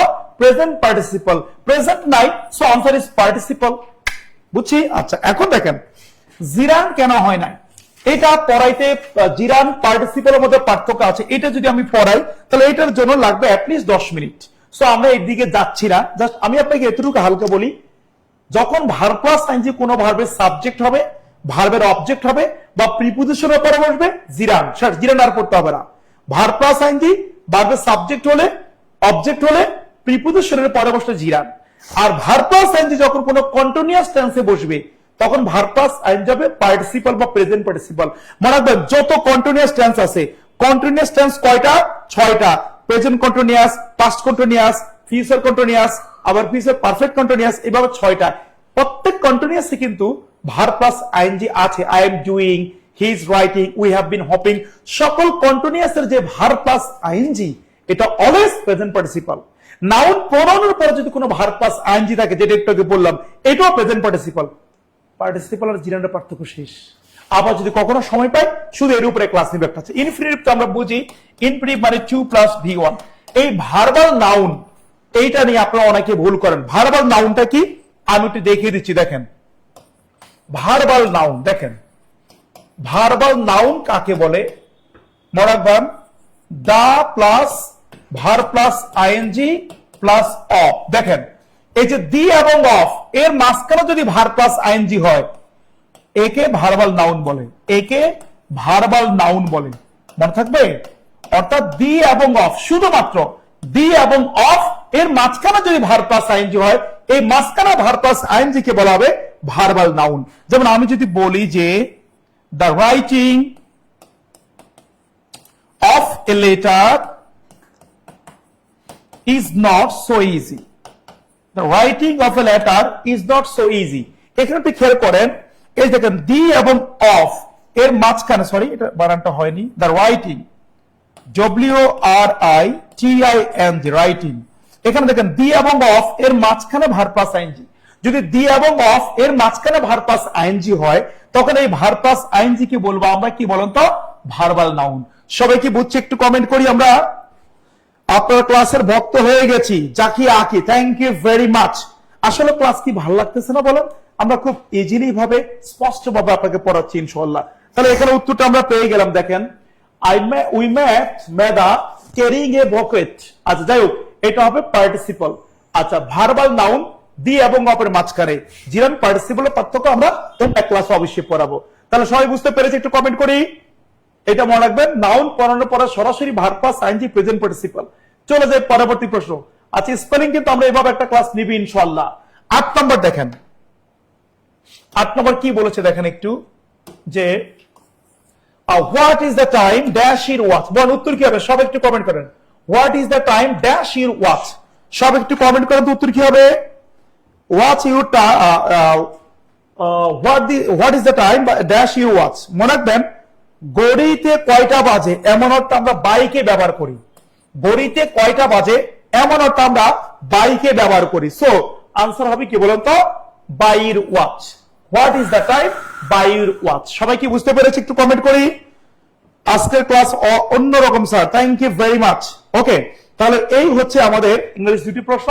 তাহলে ঘড়িতে কয়টা বাজে এমন অর্থ আমরা কাকে নিব? আমরা বাইকে নিব। এবার চলে আসে আমাদের আবারও নাসির স্যারের সে বিখ্যাত বাংলা প্রশ্ন। স্যার আচ্ছা, দেখেন, এই যে ইংরেজি ক্লাসটা করেন, আমি কিন্তু ক্লাসটা মনোযোগ সহকারে করতেছিলাম, যে এভাবে আসলে বেসিক ছাড়া কখনো আপনার চাকরি হবে না। মুখস্থ বিদ্যা দিয়া হয়তো আপনি 80% 90% কাভার দিয়ে আসবেন, কিন্তু কখনো চাকরিটা হবে? আপনি চিন্তা করেন, সিম্পল একটা চাকরি পরীক্ষা, যে ওটাকে বলা যায়, আমি তো বলি যে এই যে সমাজসেবার যে চাকরি পরীক্ষা, ধরা যায় একদম গরিব চাকরি পরীক্ষাটা। তো এই চাকরি পরীক্ষায় আপনি দেখেন 1500-র মতো পোস্ট আছে, সেখানে অ্যাপ্লাই করেছে 8,22,000 মানুষ। চিন্তা করেন যে কিভাবে আপনাকে পড়াশোনা করতে হবে। আপনি ডিপলি একটা প্রশ্ন একটু যদি ঘুরিয়ে দেয়, আপনি হা করে তাকাই থাকবেন। তো ওই যে একটা মানে অ্যাড দেয় না, ওই যে কিছু কিছু প্রশ্ন কঠিন হলে একটা মহিলার অ্যাড দেয়, যে এমন প্রশ্ন দেখে করে সেগাই রইলাম, এরকম দেখায় কিন্তু, ঠিক আছে না? তো এরকম যেন না হয় আপনাদের। এই জন্য বেসিক ক্লাসটা আপনাদের খুবই দরকার। স্যার যেভাবে আপনাদেরকে যে 3টা প্রশ্ন যে পড়ালো, আমি দেখলাম যে এত সুন্দর মতো পড়ালো। এই জিনিসটা যদি আপনি অনুধাবন করতে পারেন, এভাবে যদি পড়াশোনা করতে পারেন ইংরেজিতে, আপনি অবশ্যই ইংরেজিতে ভালো করবেন। এবারে আমরা দেখব পূর্ববঙ্গ গীতিকা। এই গীতিকা নিয়ে কিন্তু প্রশ্ন কিন্তু অলওয়েজ কিন্তু আসে। তো এই জিনিসটাগুলো কি, এগুলো জানতে হলে আপনাকে প্রথমে জানতে হবে ময়মনসিংহ গীতিকা কি। এই ময়মনসিংহ গীতিকা হলো নেত্রকোনা এবং কিশোরগঞ্জ অঞ্চলের গীতিকা। সাধারণত এই প্রশ্নটা কিন্তু অনেকবার চাকরি পরীক্ষা, বিশেষ করে বিশেষ পরীক্ষা, প্রাইভেট পরীক্ষা, নিবন্ধন পরীক্ষা, 10 থেকে 20তম গ্রেড পরীক্ষায় এখান থেকে প্রশ্ন কিন্তু একটা ধরে। তাই ভালো করে খেয়াল রাখবেন, ময়মনসিংহ গীতিকা হলো কোন অঞ্চলের গীতিকা? ময়মনসিংহ গীতিকা হলো নেত্রকোনা এবং কিশোরগঞ্জ অঞ্চলের গীতিকা। এবং এই ময়মনসিংহ গীতিকা কোন বিশ্ববিদ্যালয় থেকে প্রকাশ পায়? ময়মনসিংহ গীতিকা কলকাতা বিশ্ববিদ্যালয় থেকে প্রকাশ পায়। ওই কলকাতা বিশ্ববিদ্যালয়ের ভিসি ছিলেন কে? ডক্টর আশুতোষ মুখোপাধ্যায়। ডক্টর আশুতোষ মুখোপাধ্যায়ের পৃষ্ঠপোষকতায় কি করা হয়? এই গীতিকাগুলো সংগ্রহ করা হয়। এবং সে দায়িত্বটা পেয়েছিলেন কে? ডক্টর দীনেশ চন্দ্র সেন। ডক্টর দীনেশ চন্দ্র সেন, যার বাড়ি হলো বাংলাদেশের মানিকগঞ্জে। এবং এই ডক্টর দীনেশ চন্দ্র সেন দায়িত্বটা পেলেন, তিনি কিন্তু ছিলেন কলকাতা বিশ্ববিদ্যালয়ের বাংলা বিভাগের অধ্যাপক। এবং এই ডক্টর দীনেশ চন্দ্র সেনের বিখ্যাত গ্রন্থ বঙ্গ ভাষা ও সাহিত্য। এটা কিন্তু পরীক্ষা আসতে পারে যে বঙ্গ ভাষা ও সাহিত্য, এই বিখ্যাত গ্রন্থটি কার লেখা? ডক্টর দীনেশ চন্দ্র সেন। তার পৈতৃক নিবাস কোথায়? মানিকগঞ্জে। এবং তার একজন বন্ধু ছিল, যার বাড়ি ছিল নেত্রকোনা। তার নাম কি? চন্দ্রকুমার দে। এবং তিনি কি করলেন? এসে চন্দ্রকুমার দেকে বলে যে দোস্ত যাস না, তুই এই গীতিকাগুলো কি কর, কালেক্ট কর। এরপর চন্দ্রকুমার দে কি করলো? সেটা নেত্রকোনা এবং কিশোরগঞ্জের কৃষকদের নিকট থেকে সেগুলো শুনে খাতায় লিখে নিয়ে আসলো। এবং তার সাথে কিন্তু আমাদের আরো একজন ছিল পল্লীকবি জসিমউদ্দিন। এটাও কিন্তু পরীক্ষা আসে যে এই ময়মনসিংহ গীতিকা সংগ্রহের সাথে বাংলার কোন বিখ্যাত কবি জড়িত ছিলেন? তিনি হলেন আমাদের পল্লীকবি জসিমউদ্দিন। এরপর এইগুলো সংগ্রহ করে এনে কার কাছে দিল? ডক্টর দীনেশ চন্দ্র সেনের কাছে দিল। এই ডক্টর দীনেশ চন্দ্র সেন এই ময়মনসিংহ গীতিকাগুলো কি করলেন? তিনি এগুলো সম্পাদনা করলেন। সম্পাদনা করে 1923 সালে কলকাতা বিশ্ববিদ্যালয় থেকে তিনি এগুলো কি করলেন? প্রকাশ করলেন। এবং এখান থেকে কিন্তু প্রশ্ন আসে যে এই ময়মনসিংহ গীতিকায় পালা আছে কয়টি? ময়মনসিংহ গীতিকায় পালা আছে 10টি। আবারও আসে এই ময়মনসিংহ গীতিকার প্রথম পালাটির নাম কি? শুনে রাখুন, ময়মনসিংহ গীতিকার প্রথম পালাটির নাম দেওয়ানা মদিনা। আবার বলে এই দেওয়ানা মদিনা পালাটির রচয়িতাকে, সেটা হলো দিস কানাই নাকি মনসুর বয়াতি। এবার দেখেন তা দেওয়ানা মদিনা, এটা লেখেন দেওয়ানা মদিনা, এই পালাটির রচয়িতাকে, দেওয়ানা মদিনা পালাটির রচয়িতাকে দ্রুত বলেন। আর ময়মনসিংহ গীতিকার শ্রেষ্ঠ পালাটির নাম কি? মহুয়া। এই মহুয়া পালাটির রচয়িতা দিস কানাই। এটাই কিন্তু ময়মনসিংহ গীতিকার শ্রেষ্ঠ পালা, ময়মনসিংহ গীতিকার শ্রেষ্ঠ পালা। তাহলে এখানে কি বলছে? দেওয়ানা মদিনা, এটা কার লেখা? মনসুর বয়াতি। তা দেখেন এখান থেকে কি কি প্রধানের প্রশ্ন আমরা শিখলাম, আস্তে আস্তে বলে দিচ্ছি, ধারাবাহিকভাবে বলে দিচ্ছি যাতে আপনারা মনে রাখতে পারেন। তা ময়মনসিংহ গীতিকা কোন অঞ্চলের গীতিকা? নেত্রকোনা এবং কিশোরগঞ্জ অঞ্চলের গীতিকা। কার পৃষ্ঠপোষকতায় এই ময়মনসিংহ গীতিকাগুলো সংগ্রহ করা হয়? ডক্টর আশুতোষ মুখোপাধ্যায়ের পৃষ্ঠপোষকতায় এগুলো সংগ্রহ করা হয়। ডক্টর আশুতোষ মুখোপাধ্যায় কোন বিশ্ববিদ্যালয়ে বিজি ছিলেন? তিনি কলকাতা বিশ্ববিদ্যালয়ের বিজি ছিলেন। এবার দেখেন ময়মনসিংহ গীতিকাগুলো সংগ্রহ করেন কে? চন্দ্রকুমার দে। সংগ্রহ করেন কে? চন্দ্রকুমার দে। কোথা থেকে? নেত্রকোনা এবং কিশোরগঞ্জ থেকে এগুলো সংগ্রহ করেন। তার সাথে কে, বাংলার কোন কবি জড়িত ছিলেন? পল্লী কবি জসীমউদ্দিন। এরপরে প্রশ্ন, ময়মনসিংহ গীতিকা সম্পাদনা করেন কে? ডক্টর দীনেশ চন্দ্র সেন। ময়মনসিংহ গীতিকা প্রকাশ করেন কে? ডক্টর দীনেশ চন্দ্র সেন। ময়মনসিংহ গীতিকা কত সালে প্রকাশ পায়? 1923 সালে প্রকাশ পায়। ময়মনসিংহ গীতিকা বিশ্বের কতটি ভাষায় অনুদিত হয়? ময়মনসিংহ গীতিকা বিশ্বের 23টি ভাষায় অনুদিত হয়। ময়মনসিংহ গীতিকা বিশ্বের 23টি ভাষায় অনুদিত হয়। দেখেন কতগুলো প্রশ্ন আমি বলে দিলাম। আবার ময়মনসিংহ গীতিকা কোথা থেকে প্রকাশ পায়? ময়মনসিংহ গীতিকা কলকাতা বিশ্ববিদ্যালয় থেকে প্রকাশ পায়। এরপরে আসি পূর্ববঙ্গ গীতিকা। এরপর আসি আমরা পূর্ববঙ্গ গীতিকা। সেম জিনিস, এই পূর্ববঙ্গ গীতিকা সংগ্রহ করেন কে? চন্দ্রকুমার দে। পূর্ববঙ্গ গীতিকা সম্পাদনা এবং প্রকাশ করেন কে? ডক্টর দীনেশ চন্দ্র সেন। পূর্ববঙ্গ গীতিকায় পালা আছে কয়টি? 54টি। এটা লিখে রাখেন। পূর্ববঙ্গ গীতিকায় পালা আছে কয়টি? পূর্ববঙ্গ গীতিকায় পালা আছে 54টি। এটা আপনারা অনেকেই জানতেন না, বাজারে গাইড বই এগুলো লেখা থাকে না। পূর্ববঙ্গ গীতিকায় পালা আছে কয়টি? 54টি। আর ময়মনসিংহ গীতিকায় পালা আছে কয়টি? 10টি। এই পূর্ববঙ্গ গীতিকার এই যে 54টি পালার ভিতরে বিখ্যাত পালা কি? নিজাম ডাকাতের পালা। এক নাম্বার লেখেন, দুই একটা লিখলেই হবে। নিজাম ডাকাতের পালা, এগুলো পরীক্ষা আসে কিন্তু। নিজাম ডাকাতের পালা। 2 নম্বরে কি? চৌধুরীর লড়াই। 3 নম্বর লেখেন ভেলুয়া, ভয়কার ভে লস্কর লু ভেলুয়া। নিজাম ডাকাতের পালা, চৌধুরীর লড়াই, ভেলুয়া, এগুলো হলো বিখ্যাত পূর্ববঙ্গ গীতিকা। এখন একটা প্রশ্ন আসে, স্যার এই পূর্ববঙ্গ গীতিকা কোন অঞ্চলের গীতিকা? পূর্ববঙ্গ গীতিকা হলো ময়মনসিংহ জেলার কিছু অংশে আছে এবং নোয়াখালী এবং বাকিটা হলো চট্টগ্রাম অঞ্চল থেকে সংগ্রহ করা হয়েছিল। এই ডক্টর দীনেশ চন্দ্র সেন কিন্তু এই পূর্ববঙ্গ গীতিকা এবং ময়মনসিংহ গীতিকা এই দুইটাই কিন্তু সম্পাদনা এবং প্রকাশ করেন। তবে ময়মনসিংহ গীতিকা প্রকাশ পায় 1923 সালে আর পূর্ববঙ্গ গীতিকা প্রকাশ পায় 1926 সালে কলকাতা বিশ্ববিদ্যালয় থেকে। কত সালে? 1926 সালে কলকাতা বিশ্ববিদ্যালয় থেকে। দেখেন একটা এমসিকিউ কিন্তু আপনাদেরকে কতগুলা প্রশ্ন শিখিয়ে দিলাম, বলেন কতগুলা চিন্তা করা যায়, কতগুলা প্রশ্ন আপনাদেরকে লিখে দিলাম। চিন্তা করেন, তারপর যদি জব মেডিসিনকে ভালো না বাসেন তাহলে হবে? বলেন হবে? অনেকে আছে দেখি খালি সহজ প্রশ্নগুলা পড়ায়, মজা দেয়। ভাই খালি সহজ প্রশ্ন বললে হবে? সহজ প্রশ্ন সব আবাল বৃদ্ধ বনিতা সবাই পারবে, কিন্তু যেটাই কঠিন, যেটাই ঘুরিয়ে দিবে ওটা যদি আপনি পারেন তাহলে আপনার চাকরিটা হবে। এটা মাথার ভিতরে গেঁথে রাখেন। দেখে আমাদের পরের প্রশ্নটা কি আসতেছে। ওয়াও, চমৎকার একটা প্রশ্ন আছে। অ্যান্টনি ফ্রিঙ্গি, এই লোকটা সম্পর্কে আপনারা অনেকেই জানেন। অ্যান্টনি ফ্রিঙ্গি তিনি কোন জাতীয়? তিনি একজন পর্তুগিজ। ফ্রিঙ্গি কাদের বলা হয়?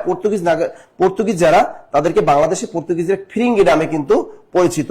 এই যে ক্রিস্টিয়ানো রোনালদো, যার ইয়ামা বডি দেখা হাজারো রমণীরা ক্রাশ খায়, এই ক্রিস্টিয়ানো রোনালদো যে অনেক মাঠের এক প্রান্ত থেকে বলে শুট মানে আর এক প্রান্তে গিয়ে পড়ে, তার নাম হলো ক্রিস্টিয়ানো রোনালদো, সেই পর্তুগালের বিখ্যাত খেলোয়াড়। তো এই অ্যান্টনি ফ্রিঙ্গি কোন জাতীয় সাহিত্য রচয়িতা? তিনি কি পুঁথি সাহিত্য? না, পুঁথি বানালে কিন্তু চন্দ্রবিন্দু হবে না। পুঁথি সাহিত্য কারা? অর্থাৎ বাংলা, ওই যে বাংলা, তারপর কি ফার্সি, হ্যাঁ হিন্দি, এরকম কিছু মিক্স করে এক ধরনের সাহিত্য রচনা করা হতো, যেগুলোকে বলা হয় পুঁথি সাহিত্য। এই পুঁথি সাহিত্যের আদি কবি কে? এটা কিন্তু পরীক্ষায় বারবার আসে। পুঁথি সাহিত্যের আদি কবি এবং শ্রেষ্ঠ কবি ফকির গরিবুল্লাহ। তা পুঁথি সাহিত্যের আদি কবি, এটা কিন্তু ভেরি ভেরি ইম্পর্টেন্ট। পুঁথি সাহিত্যের আদি কবি এবং শ্রেষ্ঠ কবি হলেন ফকির গরিবুল্লাহ। আর পুঁথি সাহিত্যের দ্বিতীয় জনপ্রিয় কবি হলেন সৈয়দ হামজা। অর্থাৎ এই যে ফকির গরিবুল্লাহ তারই শিষ্য ছিলেন কে? Syed Hamza. Very very important প্রশ্ন কিন্তু এখানে। এবার দেখেন নাথ সাহিত্য, চমৎকার একটা। অর্থাৎ মধ্যযুগে যোগী সম্প্রদায়ের এক ধরনের নাথ ধর্মের যারা উপাসক ছিল তাদেরকে নিয়ে সাহিত্য রচনা করা হতো, ওগুলোকে বলা হয় নাথ সাহিত্য। পরীক্ষা থেকে প্রশ্ন আসে নাথ সাহিত্যের আদি কবি এবং শ্রেষ্ঠ কবিকে, নাথ সাহিত্যের জনপ্রিয় কবিকে। আমরা জানি এই যে নাথ সাহিত্যের আদি কবি এবং শ্রেষ্ঠ কবি, যিনি একাধারে মরসিয়া সাহিত্যের আদি কবি এবং শ্রেষ্ঠ কবি শেখ ফয়জুল্লাহ। দ্রুত লিখে রাখেন, শেখ ফয়জুল্লাহ, শেখ ফয়জুল্লাহ। এই শেখ ফয়জুল্লাহকে বলা হয় নাথ সাহিত্যের আদি কবি এবং শ্রেষ্ঠ কবি এবং জনপ্রিয় কবি। তাহলে বাংলা সাহিত্যের প্রথম নাথ সাহিত্যের নাম হলো গোরক্ষ বিজয়। তা বাংলা সাহিত্যের প্রথম নাথ সাহিত্যের নাম কি? গোরক্ষ বিজয়।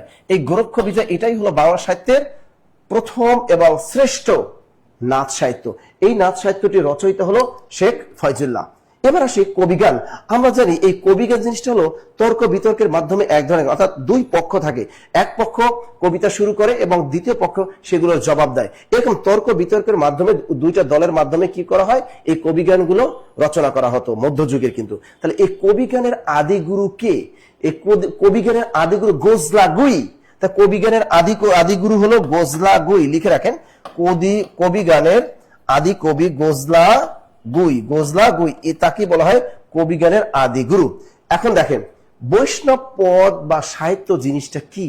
আমরা জানি মধ্যযুগের শ্রেষ্ঠ ফসল অথবা মধ্যযুগের শ্রেষ্ঠ কাব্য বলা হয় এই বৈষ্ণব পদাবলী বা বৈষ্ণব সাহিত্যকে। পদ বা পদাবলী বলতে বোঝায় মধ্যযুগের রচিত এক ধরনের কি?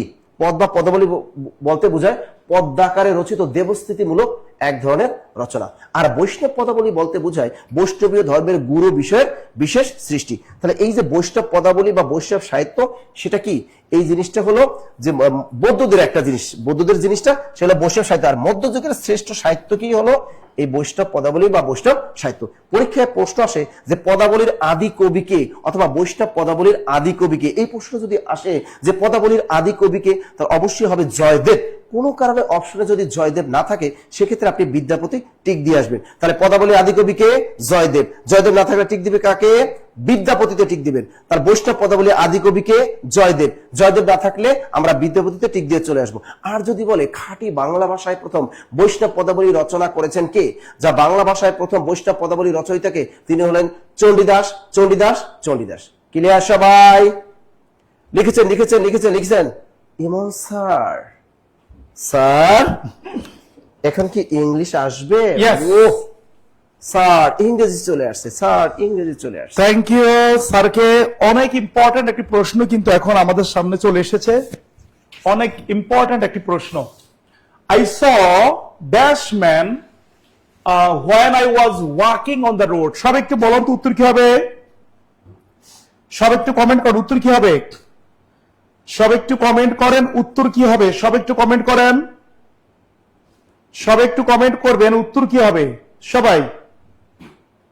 আচ্ছা, আরেকটা কথা বলে কি, আমার একটি বই আছে ইমনস ইংলিশ। এই বইটিতে একেবারে সংক্ষিপ্ত আকারে সবকিছু দিয়েছি। এটা মূলত one kind of final suggestion, অর্থাৎ যেটুকু আপনার না পড়লেই নয়, ওকে? বলবেন ইমন স্যারের লেখা, ইমন স্যার। আপনারা এই বইটি আপনার নিকটস্থ যে লাইব্রেরি আছে, লাইব্রেরি থেকে সংগ্রহ করবেন, ইনশাল্লাহ আশা করি আপনারা ভালো কিছু পাবেন। ইমনস ইংলিশ ফাইনাল সাজেশন, ওকে? আপনার আগের পরীক্ষা তো প্রায় 90% উপরে কমন আসছিল, এবার আসবে ইনশাল্লাহ। আচ্ছা, আমরা ক্লাসে আসি। হ্যাঁ, I saw dash man, a one-eyed. আচ্ছা, আপনার ক্লাসে একটু ছোট্ট রিয়াক্ট দিবেন প্লিজ, সবাই একটু এই যে লাভ ব্রেক দিবেন। এই যে আমি তো আঁকতে পারি না, হয়ে গেল, এই যে হয়ে গেছে না? বলেন একটা লাভ রিয়াক্ট দিবেন ক্লাসে। হ্যাঁ সবাই, এভরিওয়ান। ওয়া উচ্চারণ হলে এই আর্টিকেল হবে। আচ্ছা, একদিন বলছে ওয়া উচ্চারণ হলে এই আর্টিকেল হবে। একটু খেয়াল করেন কিভাবে কোন আর্টিকেল হবে, একটু মনোযোগ দিবেন। ওয়াও দরকার নাই, ওয়াও উচ্চারণ হলে ওয়াও দরকার নাই। আমি একটু বুঝিয়ে দিচ্ছি আপনাকে, মনে রাখবেন ও দ্বারা গঠিত সকল শব্দের আগে এন বসে। কেন? ও তো হচ্ছে ভাওয়েল, আমরা জানি ভাওয়েলের আগে এন হবে, সো ও দ্বারা গঠিত যত শব্দ আছে এর আগে এন বসবে, শুধু ওয়ান এর আগে, শুধু ওয়ান এর আগে এ বসে। ওকে, তাহলে এ দ্বারা গঠিত যত শব্দ আছে এর আগে কি বসবে? এন বসবে, শুধু ওয়ান এর আগে এ বসবে। যেমন আমি যদি বলি দেখেন, dash onion, dash opinion, dash orange, dash 1 টাকা নোট, 1 টাকা নোট। তাহলে আপনারাই বলেন এখানে কোথায় কোনটা বসবে একটু বলেন তো দেখি। এই দেখেন অনিয়ন, এটা ও দ্বারা গঠিত, ও দ্বারা গঠিত, ও দ্বারা গঠিত, ও দ্বারা গঠিত যা আছে, যেহেতু ও ভাওয়েল এদের আগে এন হবে, এদের আগে এন হবে, ও দ্বারা গঠিত সবার আগে এন হবে, এন হবে। কিন্তু ও দ্বারা গঠিত 9 বছর পরে ক্লাস করতেছি ইমন ভাই, থ্যাংক ইউ ভেরি মাচ, আমাদের আগে স্টুডেন্ট ছিল তাই না? কিন্তু ওয়ান এর আগে হবে এ, আমরা বুঝছি কিনা সব একটু কমেন্ট করি। ও দ্বারা গঠিত আপনি যত শব্দ পাবেন সবার আগে এ হবে না, এন হবে। কেন? ভাওয়ালের আগে এন। কিন্তু ও দ্বারা গঠিত শুধু ওয়ান শব্দ এর আগে হবে এ। সবাই বুঝছি কিনা একটু কমেন্ট করি আমরা। সো আমি যদি বলি এখানে দেখেন, এখানে যদি আমি বলি যে I saw dash one eyed, one ও দ্বারা গঠিত সকল শব্দের আগে এন, কিন্তু ওয়ান এর আগে এ হবে, সো এটা কারেক্ট। এ ওয়ান আই না, ওয়ান আইড হবে।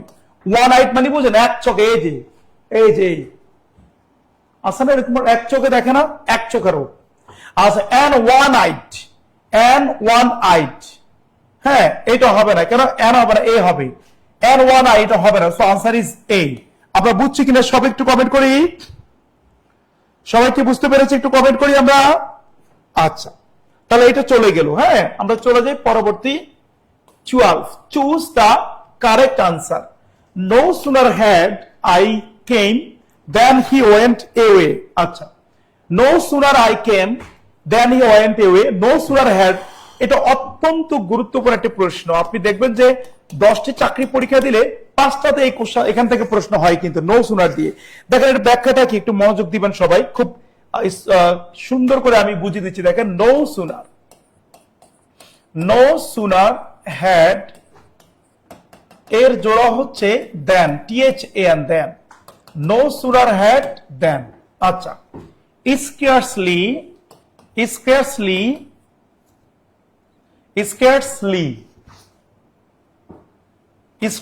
হ্যাড এর জোড়া হচ্ছে হোয়েন, স্কেয়ার্সলি হ্যাড হোয়েন। আচ্ছা, হার্ডলি যদি বলে, হার্ডলি হ্যাড এর জোড়া হচ্ছে বিফোর বা হোয়েন, দুইটাই হয়। এখানে বিফোরও হবে আবার হোয়েনও হবে, দুইটাই সঠিক। তাহলে আমার সাথে আপনারা সব একটু কমেন্ট করবেন। No sooner had then, scarcely had when, hardly had before বা when. No sooner had then, scarcely had when, hardly had before বা হোয়েন। ক্লিয়ার? আমরা সবাই একটু সুন্দর করে রিয়াক্ট দিয়ে দেয় ক্লাসে, একটু রিয়াক্ট দিয়ে দেন। মনে রাখবেন এই যে দেখেন, নো সুনার হ্যাড এর জোড়া হচ্ছে দেন, স্কার্সলি হ্যাড এর জোড়া হচ্ছে হোয়েন, হার্ডলি হ্যাড এর জোড়া হচ্ছে বিফোর অথবা হোয়েন। ক্লিয়ার?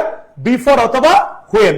মনে রাখবেন নো সুনার হ্যাড এখানে হবে সাবজেক্ট প্লাস V3। সেম ভাবে এই তিনটাও একই রকম হবে, subject plus V3, subject plus V3, অর্থাৎ এই অংশ হবে সাবজেক্ট প্লাস V3। আর এই পরবর্তী যে অংশটা, দ্বিতীয় অংশে, এখানে হবে subject plus V2, subject plus V2, subject plus V2। সবাই বুঝতে পেরেছি কিনা একটু কমেন্ট করি। আচ্ছা, এখন নো সুনার হ্যাড এর জোড়া হচ্ছে দেন, স্কার্সলি হ্যাড এর জোড়া হচ্ছে হোয়েন, হার্ডলি হ্যাড এর দুইটা জোড়া আছে, বিফোরও আছে হোয়েনও আছে। এখন মনে করেন আপনার পরীক্ষায় বিফোরও আসছে আবার হোয়েনও আছে, আপনি বিফোর কে নেবেন নাকি হোয়েন কি নেবেন একটু কমেন্ট করেন তো দেখি। এই যে হার্ডলি হ্যাড, এখানে মনে করেন বিফোরও আছে হোয়েনও আছে, কাকে নেবেন? তখন মনে রাখবেন বিফোর এটা হচ্ছে প্রেফারেবল, বিফোর হচ্ছে কি বলুন তো, প্রেফারেবল। তার মানে আমার যদি হার্ডলি হ্যাড পরীক্ষা আসে, বিফোর হোয়েন দুইটাই আছে, আমি বিফোর কে নিব। Okay fine. আচ্ছা, এখন মনে রাখবেন নো সুয়ার হ্যাড এর জোড়া কিন্তু THAN, নট EN। আমরা অনেকেই এই ভুলটা করি, দেখেন THAN আর THEN পার্থক্যটা একটু খেয়াল করবেন। THAN এটা হচ্ছে কনজাংশন, এটা কনজাংশন, এর অর্থ হচ্ছে তারপর, সরি এর অর্থ হচ্ছে তুলনা বোঝায়, এটা তুলনা বুঝাবে। হ্যাঁ, ওই যে আমরা তুলনা করতে দেন বড় করি না, মোর দেন দেন আর কি। আর THEN দেন এটা হচ্ছে অ্যাডভার্ব, এর অর্থ হচ্ছে তারপর, এর অর্থ হচ্ছে তারপর। সবাই কি বুঝতে পেরেছে? একটু কমেন্ট করবো আমরা, আমরা সবাই কিন্তু একটু কমেন্ট করো, বুঝতে পেরেছি কিনা সবাই একটু কমেন্ট করি। আচ্ছা, আমরা ক্লাসটি সবাই একটু শেয়ার করে দিব এবং আমরা সবাই কিন্তু একটা করে রিয়াক্ট দিব ক্লাসে ইনশাআল্লাহ। এভরিওয়ান, সবাই আমরা কি বুঝতে পেরেছি? একটু কমেন্ট করি। তাহলে দেখেন আমরা কি পেলাম এখানে, no sooner had subject plus B3 then subject plus B2, scarcely had subject plus B3 when subject plus B2, hardly had subject plus B3 before হবে when হবে। যদি দুটোই থাকে আমরা when কি নিব, এরপরে সাবজেক্ট প্লাস B2 হবে। আর THAN দেন এটা হচ্ছে কনজাংশন, এটা তুলনা বোঝায়। THEN দেন এটা একবার, এর অর্থ হচ্ছে তারপর। আমরা বুঝছি নাকি বুঝিনি? সব একটু কমেন্ট করি, সব একটু কমেন্ট করো, বুঝতে পেরেছি কিনা? আচ্ছা, গুড। এবার আমাদের প্রশ্নটা খেয়াল করেন, no sooner had I came then, I came হবে না, নো সুনার হ্যাড সাবজেক্ট তারপর B3 হবে, কাম কেম কাম, সো এটা ভুল। আচ্ছা, B number, no sooner I came, no sooner না, নো সুনার হ্যাড হবে, এইটাও ভুল। No sooner had I come, good. No sooner had I come then when, then when দুটি একসাথে হবে না, এইটাও ভুল। No sooner had I come than he went, right? No sooner had subject B3 than subject V2. Answer is D number. সব একটু comment করব, আমরা বুঝছি কিনা সবাই কমেন্ট করি, সব একটু কমেন্ট করি, আমরা কি বুঝতে পেরেছি? সব একটু কমেন্ট করবো, আমরা কি বুঝতে পেরেছি? এভরিওয়ান, সবাই কমেন্ট করব। তাহলে এইটা অত্যন্ত গুরুত্বপূর্ণ একটি প্রশ্ন এবং এখান থেকে পরীক্ষা আসে। জব মেডিসিনের ক্লাসগুলো অসাধারণ, থ্যাংক ইউ ভেরি মাচ। আচ্ছা, এবার আমরা পরবর্তী প্রশ্নে চলে, আবার বাংলা চলে আসছে, আত্মঘাতী বাঙালি কার রচিত?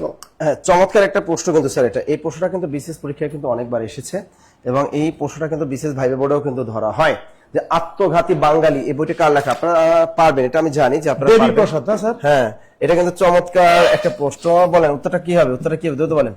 আলোক মিত্র, অতুল সুর, নাকি দেবী প্রসাদ চট্টোপাধ্যায়, নাকি নীরজ চন্দ্র চৌধুরী? উত্তরটা অলরেডি আপনারা বলেই দিয়েছেন, এটা সহজ একটা প্রশ্ন ছিল যে আত্মঘাতী বাঙালি এই বিখ্যাত বইটি রচয়িতা নীরজ চন্দ্র চৌধুরী, নীরজ চন্দ্র চৌধুরী। এটা লিখে রাখেন, প্রশ্নটা কিন্তু ভাইবে বোর্ডও ধরতে পারে যে আত্মঘাতী বাঙালি এই বইটি কার লেখা? নীরজ চন্দ্র চৌধুরী, নীরজ চন্দ্র চৌধুরী, নীরজ চন্দ্র চৌধুরী। আমরা পরের প্রশ্নটা চলে যাই, সমুদ্রে মাছ আছে, এখানে সমুদ্রে কি? আমি বারবার কিন্তু বলি যে যদি প্লেস বুঝায়, হ্যাঁ, এই যে প্লেস, সেটাকে আমরা বলি স্থান। এই স্থান জিনিসটা কারকের ক্ষেত্রে তিনটা জায়গায় বসতে পারে, একটা হলো কর্তা কারকে বসতে পারে, দ্বিতীয়ত এটা বসতে পারে অধিকরণ কারকে, আর বসতে পারে অপাদান কারকে। তো শর্টকাট মনে রাখেন, কর্তা কারকে বসবে তবে ওই স্থানটা নিজে ভার্বের কাজটা করবে। যদি স্থানটা নিজে ভার্বের কাজ করে তাহলে সেটা অবশ্যই অবশ্যই কর্তাকারক হয়ে যাবে। যেমন আমি যদি বলি একটা, যেমন দেখেন, শুক্রবার বিদ্যালয় বন্ধ থাকে, শুক্রবার বিদ্যালয় বন্ধ থাকে, এই প্রশ্নটা যদি আমি করি আপনাদেরকে, এইখানে বিদ্যালয় কিন্তু একটা প্লেস মানে স্থান বোঝায়, তবে এই স্থানটা এখানে ভার্ব কোনটা? এই যে বন্ধ থাকাটা, থাকাটাই কিন্তু ভার্ব। এ বাক্যে বন্ধ থাকার কাজটা কি বিদ্যালয় করে? অবশ্যই এই বাক্যে বন্ধ থাকার কাজটা বিদ্যালয় করতেছে, সুতরাং যে করবে বাক্যের মধ্যে সেই কর্তা। এখানে কিন্তু এই প্লেসটা এটা হয়ে গেল কর্তা কারক। এটা কোন কারক? কর্তা কারক। আবার দেখেন, যদি কোনো প্লেস থেকে কোনো কিছু মাইনাস বুঝায় তাহলে সেটা কিন্তু অবশ্যই অপাদান কারক হয়, এবং কোনো প্লেস যদি স্টপ প্লেস বুঝায় অর্থাৎ মাইনাস যদি না বুঝায় তাহলে অবশ্যই প্লেসটা অধিকরণ কারক হয়ে যায়। তো একটু দেখি উদাহরণ, যদি বলি ঢাকা ট্রেন ছাড়লো, তা ঢাকা অবশ্যই একটা স্থান, তা ঢাকা কি করলো? ঢাকা ট্রেন ছাড়লো। আপনি বুঝতেই পারতেছেন এই প্লেসটা থেকে এই ট্রেনটা মাইনাস হয়ে যাচ্ছে, সুতরাং মাইনাস যদি বুঝায় বা চলমান যদি বুঝায় তাহলে অবশ্যই সেটা অপাদান কারক হয়ে যাবে। আবার যদি আমি বলি ঢাকা ট্রেন পৌঁছলো, ঢাকা ট্রেন পৌঁছলো, অর্থাৎ ঢাকা ট্রেন পৌঁছলো, আপনি বুঝতেই পারতেছেন এখানে ঢাকা ট্রেন পৌঁছলো, এখানে ঢাকা থেকে বা এই প্লেসটা থেকে কোনো কিছু মাইনাস হচ্ছে না, মানে প্লাস হচ্ছে, তা যদি প্লাস বোঝায় তাহলে অবশ্যই সেটা অধিকরণ কারক হবে, যদি মাইনাস বোঝায় তাহলে সেটা অবশ্যই অপাদান কারক হবে, এবং যদি প্লেসটা দ্বারা যদি ওই বাক্যের ভাবের কাজ করে প্লেসটা, তাহলে সেটা অবশ্যই কর্তা কারক হবে। ক্লিয়ার সবাই? Clear clear clear clear clear clear okay okay okay okay okay sir, এর পরের প্রশ্ন তাহলে এখানে কি বলছে স্যার? সমুদ্রে মাছ আছে, এটা সমুদ্রের প্লেস। আচ্ছা সমুদ্রে মাছ আছে, এখান থেকে সমুদ্রে এখানে থাকার কাজটা কি সমুদ্রে মাছ আছে, দেখেন তো এখানে সমুদ্রে মাছ আছে, এখান থেকে কোনো কিছু মাইনাস কিন্তু হচ্ছে না, তার মানে এটা অবশ্যই অধিকরণ কারক হবে। কি হবে? অধিকরণ কারক হবে। তো সমুদ্রে মাছ আছে, এটা সমুদ্রটা স্থান, আর মোট হলো সমুদ্র বিভক্তি আছে এ, সুতরাং এটা হলো অধিকরণ কারকে সপ্তম বিভক্তি, অধিকরণে সপ্তম বিভক্তি। পরের প্রশ্ন আছে চুজ দ্য কারেক্ট সেন্টেন্স। এই যে কারেক্ট সেন্টেন্স, এটা কিন্তু অনেকবার আসে, অনেকবার অনেকবার।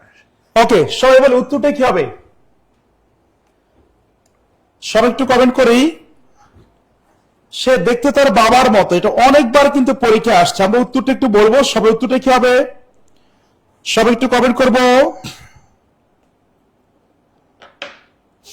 সে দেখতে তার বাবার মতো, সবাই একটু কমেন্ট করি। সে দেখতে তার বাবার মতো, এর কি হবে উত্তরটা? সবাই একটু কমেন্ট করবো আমরা, সবাই একটু কমেন্ট করি। আমি দেখবো কার উত্তরে বারবার পরীক্ষা আসছে, এটা অনেকবার পরীক্ষা আসছে এবং আপনারা অনেক ভুল করেছেন। আচ্ছা, অনেক উত্তর দিচ্ছেন আলহামদুলিল্লাহ। অধিকরণ আচ্ছা বাংলা তো না। ওকে, সব উত্তর করবেন। সি বলেছেন, সি, গুড। এই উত্তরটা সি, এটা একটু ভালোভাবে মনে রাখবেন। হি রিজেম্বলস হিজ ফাদার, হি রিজেম্বলস হিজ ফাদার, কারো মতো একরকম একটা রিজেম্বলস হয়। এখন দেখেন রিজেম্বলস লাইক, রিজেম্বল মানে একই রকম, রিজেম্বল মানে হচ্ছে একই রকম, তার লাইক মানে কি? একই রকম। তাহলে দুইবার তো একরকম একরকম লেখার দরকার নাই, সো রিজেম্বলস লাইক হবে না। রিজেম্বলস উইথ, রিজেম্বলের সাথে প্রিপোজিশন বসে না, এটা বাদ। না preposition with resemble. Resemble similar to, resemble মানে একই রকম, সিমিলার টু মানে একই রকম। তাহলে একই রকম দুইটা শব্দ একসাথে ব্যবহার করা যাবে না, এইটাও ভুল। So answer is C. আমরা বুঝছি কিনা সবাই একটু কমেন্ট করবো, সব একটু কমেন্ট করে। আমরা কি বুঝছি নাকি বুঝিনি একটু কমেন্ট করবো আমরা।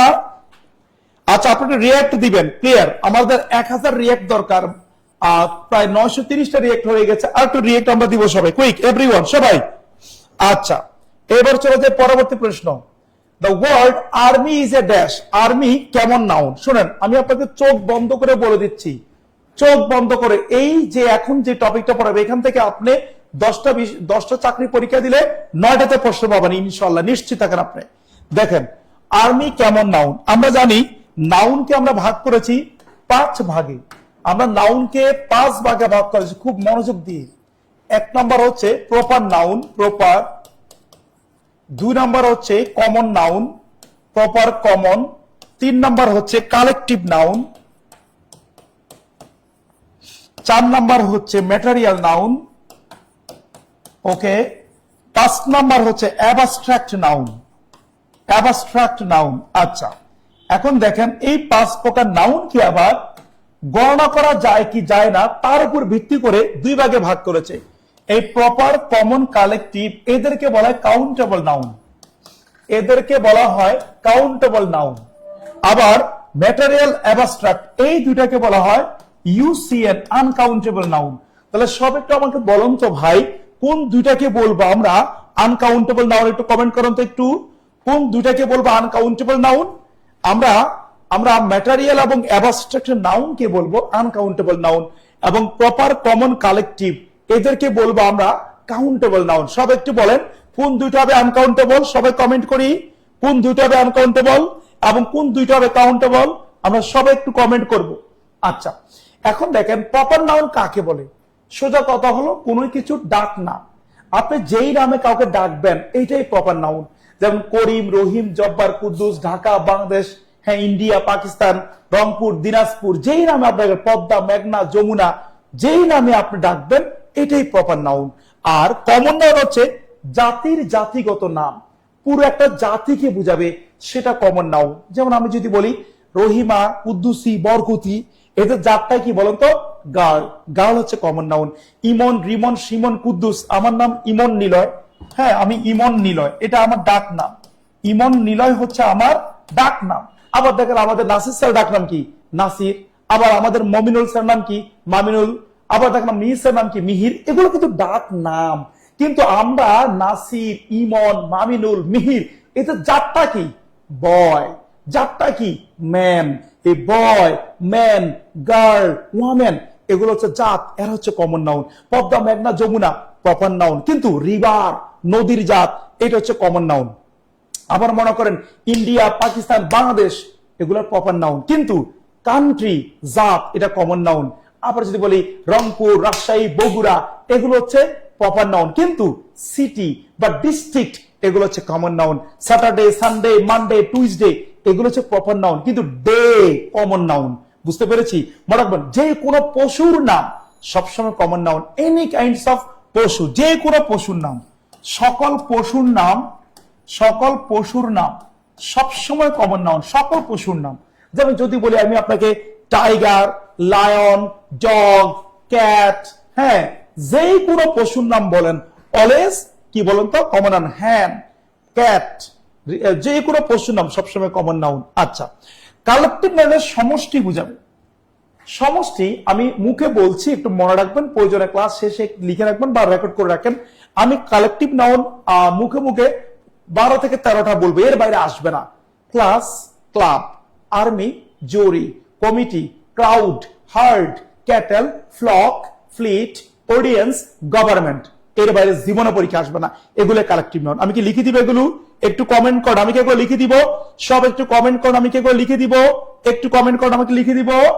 কালকে সারাদিন আমার আছে, গুড, লিখে দিবে একটু কালেকটিভ নাউন কোনগুলো। আপনার কালেকটিভ নাউন নিয়ে মারামারি করেন, এই জন্য শুধু কালেকটিভ নাউনটা আমি লিখে দিচ্ছি, কালেকটিভ নাউন। এর বাইরে পড়ার দরকার নেই, যেখানে পরীক্ষা দিবেন কমন নিশ্চিত।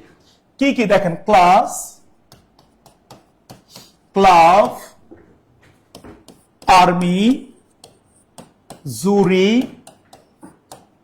Committee, family, crowd, herd, cattle, flock, fleet, audience, government, community,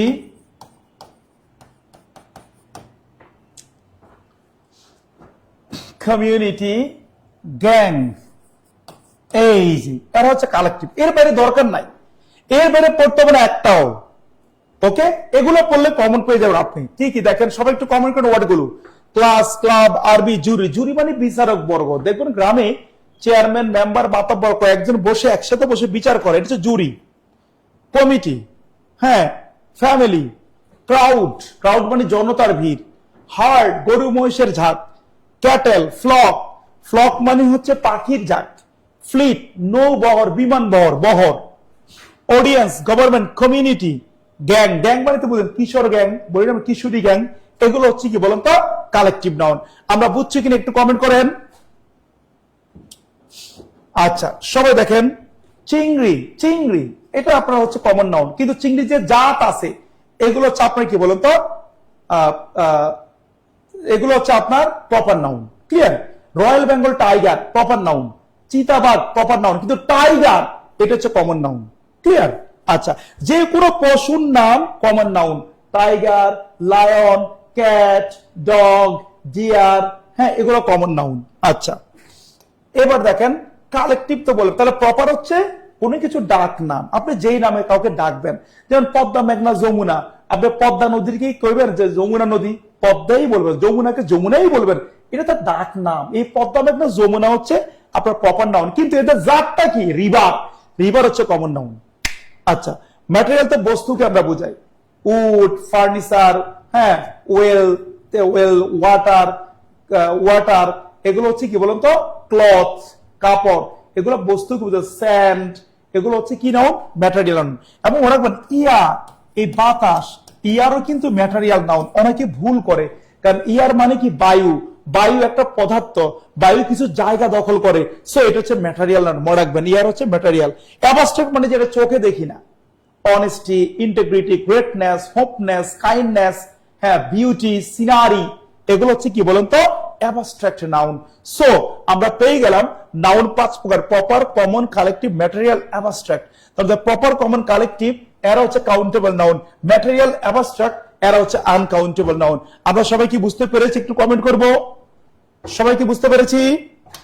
এবার কোশ্চেনটা বলেন, আর্মি কি নাউন? এবার পারেন বলেন, সবার সেম কোশ্চেন বলেন, পড়িয়েছি বলেন আর্মি কি নাউন? সবাই একটু কমেন্ট করেন। স্যার গলদা চিংড়ি প্রপার নাউন, চিংড়ি কমন নাউন। হ্যাঁ, সাবরিনা, মমতাজ, সুদা, জি। এবং আপনি অবশ্যই গলদা চিংড়ি আমাদেরকে খাওয়াবেন, ওকে? নাসির স্যারকে খাওয়াবেন, আমি ইমন স্যারকে খাওয়াবেন। গলদা চিংড়ি নিয়ে আপনি বেশি বেশি কমেন্ট করতেছেন, ওকে? খাওয়াবেন কিন্তু আপু। গুড। আর্মি এটা কিন্তু সমষ্টি বোঝাচ্ছে, দ্যাট মিন্স কালেকটিভ নাউন। আমরা কি বুঝতে পেরেছি? সবাই একটু কমেন্ট করবো, আমরা বুঝতে পেরেছি কিনা? ওকে, ফাইন, ওকে। আচ্ছা, এবার আমরা চলে যাই পরবর্তী প্রশ্ন। দান করার ইচ্ছা, স্যার দিয়ে দেন না। দান করার ইচ্ছা, দান বিয়ে দোষ, দিচ্ছা স্যার হয়েছে? অবশ্যই। দেখেন, গুড। ইমন স্যার কিন্তু অনেক সুন্দর মতো বুঝিয়ে দিল আপনাকে যে আর্মি অর্থাৎ যে collective noun, proper noun, collective noun, ঠিক আছে, কমন নাউন, এই জিনিসগুলো কিন্তু আসে। বিশেষ করে প্রাইমারি পরীক্ষা দেখবেন 4 থেকে 5 আসবে, নম্বরই থাকে। 100% থেকে 4 থেকে 5 নম্বরই থাকে প্রাইমারি পরীক্ষা। নিবন্ধন পরীক্ষা অনেক থাকে। তাই এই টপিকটা কিন্তু খুবই গুরুত্বপূর্ণ। স্যার একটু বেসিকটা পড়িয়ে দিয়েছে, অনেক উপকার হয়েছে কিন্তু। তাহলে দান করার ইচ্ছা, যদি আপনার যদি দান করার ইচ্ছা থাকে, স্যারকেও দান করতে পারেন, আমাকেও করতে পারেন। হ্যাঁ, চিংড়ি, ঠিক আছে, বলছি। চলো দিচ্ছি, ওই কিছু চিংড়ি দান করেন আমাদের। হ্যাঁ, যদি আপনি দান করেন আমাদেরকে, সেক্ষেত্রে কিন্তু আমরা যেহেতু দানটা আমরা নই, আমরা কিন্তু সম্প্রদানকারক, ঠিক আছে? ইমন স্যারও সম্প্রদানকারক, আমিও কিন্তু সম্প্রদানকারক। অর্থাৎ দান যে নিবে সে কিন্তু কি সম্প্রদান। সুতরাং যাদের চিংড়ি আছে আমাদের দান করতে পারেন। অবশ্যই জেলি মিশ্রিত ওটা না, কিন্তু জেলি ছাড়া। ওকে, তার দান করার ইচ্ছা, দিচ্ছা, এটা কিন্তু পরীক্ষা কিন্তু আসে বারবার। এটা আর বোঝা। এখানে চমৎকার প্রশ্ন আসছে, চর্যাপদের সবচেয়ে বেশি পদ রচনা করেন কে? এখানে একটু প্রশ্ন করে যে এখানে চর্যাপদের আদি কবি কে? লুইপা। বাংলা সাহিত্যের আদি কবি অথবা চর্যাপদের আদি কবি, তা চর্যাপদের আদি কবি অথবা বাংলা সাহিত্যের আদি কবি তিনি হলেন লুইপা। আর ডক্টর মোহাম্মদ শহীদুল্লাহ মতে চর্যাপদের আদি কবি বা প্রাচীন কবি হলেন শবরপা। এবার আসে কান্নপা, তাকে বলা হয় চর্যাপদের প্রধান কবি এবং শ্রেষ্ঠ কবি। তা চর্যাপদের প্রধান এবং শ্রেষ্ঠ কবিকে কান্নপা, কারণ তিনি সবচেয়ে বেশি পদ রচনা করেছেন, অর্থাৎ 13টি পদ রচনা করেছেন। এবার আসে ভূসুকুপা। ভূসুকুপাকে চর্যাপদের আধুনিক কবি হলেন ভূসুকুপা, এবং তিনি নিজেকে বাঙালি বলে পরিচয় দিয়েছেন। পরীক্ষা কিন্তু প্রশ্ন আসে চর্যাপদের কোন কবি নিজেকে বাঙালি বলে পরিচয় দিয়েছেন? তিনি হলেন আমাদের ভূসুকুপা। ভূসুকুপা, ভূসুকুপা, ক্লিয়ার? তা চর্যাপদের সবচেয়ে বেশি পদ রচনা করেছেন কে? কান্নপা। কয়টি লিখছেন? 13টি। ক্লিয়ার? ওকে স্যার, আমরা পরের প্রশ্নটা আমরা একটু চলে যাই, দেখি। Make the sentence in passive form, who will help you. ইংরেজি একটু দ্রুত দ্রুত স্যার, একটু ইংরেজি। Okay, good good good good. একবারে আপনি যদি আমাকে বলেন যে স্যার অ্যাক্টিভ প্যাসিভ থেকে আমি শুধু একটা নিয়ম পড়ব, তাহলে শুধু হুয়ের নিয়মটা পড়েন, শুধু হুয়ের নিয়ম পড়েন। অ্যাক্টিভ প্যাসিভ থেকে যদি একটা নিয়ম পড়তে চান, তাহলে আপনি হুয়ের নিয়মটা পড়েন। বলছে হু উইল হেল্প ইউ। আচ্ছা, আমরা নিয়মটা দেখি। আমরা নিয়মটা দেখি, দেখেন, প্যাসিভ করার সময়, প্যাসিভ করার সময় হু থাকলে, যদি প্যাসিভ আপনি করতে চান, তাহলে হু থাকলে নিয়মটা হবে কি? দেখেন, নিয়ম হচ্ছে বাই হুম হবে, তারপর হবে অক্সিলারি ভার্ব, তারপর হবে সাবজেক্ট, তারপর হবে V3, তারপর হবে কোশ্চেন মার্ক, শেষ। এখানে কিন্তু বাই আসবে না। হ্যাঁ, এখানে কিন্তু বাই আসবে না। আচ্ছা, তাহলে বাই হোম, তারপর অক্সিলারি, তারপর সাবজেক্ট, তারপরে ভিতরে। যেমন আমি যদি বলি যে who did the work, who did the work, কে কাজটি করেছিল? আমি প্যাসিভ করব, যেহেতু এখানে হু আছে, তাহলে আমি শুরুতে কাকে নিব? বাই হুম কে নিব, বাই হুম। ওকে, তারপরে অক্সিলারি ভার্ব। দেখো, এটা কিন্তু past indefinite sense, past indefinite tense, so auxiliary আনবো ওয়াজ বা ওয়্যার কে। আর হু ডিড দ্য ওয়ার্ক, এখানে যেহেতু অবজেক্ট হচ্ছে দ্য ওয়ার্ক হবে সাবজেক্টে, তাহলে সাবজেক্ট অনুযায়ী অক্সিলারি হবে ওয়াজ, বাই হুম ওয়াজ, তারপর এখানে হবে সাবজেক্ট দ্য ওয়ার্ক, তারপর হবে B3, ডু এর B3 কি? Do did done, then question mark, শেষ। By whom was the work done. By whom was the work done. যেমন আমি যদি আবার বলি যে হু ইজ কলিং ইউ, অথবা who called you, who called you, তোমাকে কে ডেকেছিল। আচ্ছা, এখন যদি আমি এটাকে প্যাসিভ করি, হু থাকা মানে শুরুতে বাই হুম চলে আসবে, তারপর অক্সিলারি ভার্ব, যেহেতু পাস্ট ইনডিফিনিট তাহলে ওয়াজ বা ওয়্যার, আর ইউ সাথে ওয়্যার, বাই হুম ওয়্যার, তারপর সাবজেক্ট হচ্ছে ইউ সাবজেক্ট, তারপরে ভিতরি কলের V three called called called called. So by whom were you called. সবাই বুঝছি কিনা একটু কমেন্ট করি। আচ্ছা স্যার ইমন, আচ্ছা স্যার চিংড়ি গিফট করব, যে চিংড়ি লাফায় বেশি সে চিংড়ি। আচ্ছা ঠিক আছে, ওকে। তাহলে এবার দেখেন আমরা এখানে একটু উত্তরে চলে আসি। দেখেন ভাই আপনাকে এখানে কি বলেছে, দেখেন হু উইল হেল্প ইউ, হু আছে, হু থাকা মানে শুরুতে বাই হুম কে নিতে হবে। এই যে বাই হুম আছে, বাই হুম আছে, বাই হু আছে, বাদ বাই হুম আছে, গুড। বাই হুম এর পরে কিন্তু অক্সিলারি, এখানে অক্সিলারি আছে, এখানে অক্সিলারি নাই, এটা বাদ। এখানে অক্সিলারি উড আছে, এখানে উইল এর পরিবর্তে তো উড জীবনে হবে না, এটাও বাদ। Answer is a. সবাই বুঝছে কিনা ভাই? আমি আপনাকে বলে দিলাম এটা 200 কোটি % ইম্পর্টেন্ট, 200 কোটি % ইম্পর্টেন্ট। এই কোশ্চেনটা এত গুরুত্বপূর্ণ। এটা কেন? কারণ আমরা জানি যদি সেন্টেন্সে হু থাকে, প্যাসিভ করতে হলে হু এর পরিবর্তে বাই হুম কে আনতে হবে। সবাই বুঝছে কিনা একটু কমেন্ট করি। আমরা বুঝতে পেরেছি কিনা সব একটু কমেন্ট করব। আমরা পরবর্তী কোশ্চেনে চলে যাচ্ছি আমরা। আচ্ছা, দ্য ফ্রেজ একিলস হিল, একিলস হিল বলতে কি বোঝায় একটু কমেন্ট করবেন, খুব গুরুত্বপূর্ণ, অত্যন্ত ইম্পর্টেন্ট প্রশ্ন। একিলস hill, a strong point, a weak point, a permanent solution, a serious idea। মনে রাখবেন এটা একটা ফ্রেজের ইডিয়মস, প্রত্যেকটা ফ্রেজের ইডিয়মস এর এক একটা করে কি আছে বলুন তো, ইতিহাস আছে। যে একিলস, এই যে নামটা দেখতে পাচ্ছেন একিলস, একিলস ছিল একজন বিখ্যাত যোদ্ধা। যখন একিলস জন্মগ্রহণ করে তখন তার মা দেবতার কাছে, প্রভুর কাছে প্রার্থনা করেছে আমার একিলস যাতে চির অমর থাকে। তখন প্রভু বলেছে এটা অসম্ভব, পৃথিবীতে কোনো মানুষ কখনো অমর থাকে না।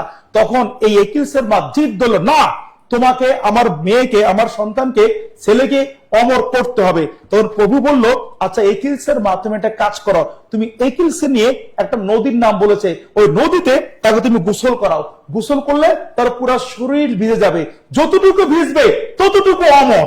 তখন একিলসের মা ভাবলো, আমার ছেলেকে নদীতে গোসল করায়, তাহলে আমার ছেলের পুরো শরীর ভিজে যাবে, আমার ছেলে জীবনে মারা যাবে না।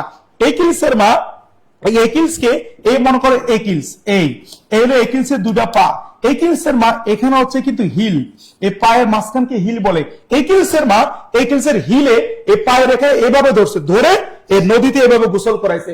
গোসল করার চার বলছে, হা আমার ছেলে অমর হয়ে গেল। কিন্তু উনি কি হাত ছাড়ছে? হাতের বাদর কিন্তু ছাড়ে নাই। যেহেতু ছাড়ে নাই, তাহলে এই জায়গাটা, এই যে ধরলো, এই জায়গাটা কি হয়ে গেল? ভিজলো? ভিজলো না তো। তাহলে যেহেতু এই জায়গা ভিজে নাই, এই জায়গা মানে পায়ের গোড়ালি, গোড়ালি মানে হিল, হিল তো ভিজে নাই, তার মানে ওই জায়গায় যদি তাকে কেউ আঘাত করে তাহলে সে মারা যাবে, অন্য কোথাও আঘাত করলে মরবে না। এরপরে দেখি যখন বিশ্ব অনেক বড় যুদ্ধ লেগে যায়, দ্য ট্রয় যে দ্য ট্রোজান ওয়ার লাগে, যুদ্ধ লাগে, হ্যাঁ, মাল্টা স্পার্টার মতো যুদ্ধ লাগে, তখন কেউ একিলসকে মারতে পারে না। কিন্তু যখন তার হিল এই গোড়ালির মধ্যে তীর নিক্ষেপ করে তখন সে কিন্তু মারা যায়। তার মানে একিলসের হিল ছিল তার দুর্বল জায়গা, সেখান থেকে আসছে একিলস হিল মানে হচ্ছে উইক পয়েন্ট, দুর্বল জায়গা। কেমন লাগলো কাহিনীটা বলেন তো? এই প্রত্যেকটা ফ্রেজের ইডিয়মসের এক একটা অর্থ আছে, এক একটা কি বলেন তো মিনিং আছে। এইভাবে আপনাকে পড়তে হবে। সবাই কি বুঝতে পেরেছে? একটু কমেন্ট করি। আচ্ছা, এবার পরবর্তী প্রশ্ন, 10 মিলে করি কাজ, হারি জিতি নাহিরাজ। এখানে 10 কোন কারকে কোন বিভক্তি? স্যার বাহ, চমৎকার একটা প্রশ্ন, তাই না? জি স্যার। ওকে, এটা কিন্তু চমৎকার প্রশ্ন। কিছুক্ষণ আগে বলেছি যে ভার্বের কাজটা যে করবে সেই কর্তা, যে করবে উত্তর সেই কর্তা, যে করবে সেই কর্তা। তো এখানে বলছে 10 মিলে করি কাজ, এই 10 নিচে দাগ, 10 মিলে করি কাজ। এখানে ভার্ব কোনটা? কাজ করাটা হলো ভার্ব। এখানে কাজ করা কাজটা কি 10 জনে করবে? হ্যাঁ, অবশ্যই এখানে কাজ করা কাজটা কিন্তু 10 জনে করবে। সুতরাং 100% এটা কর্তাকারক।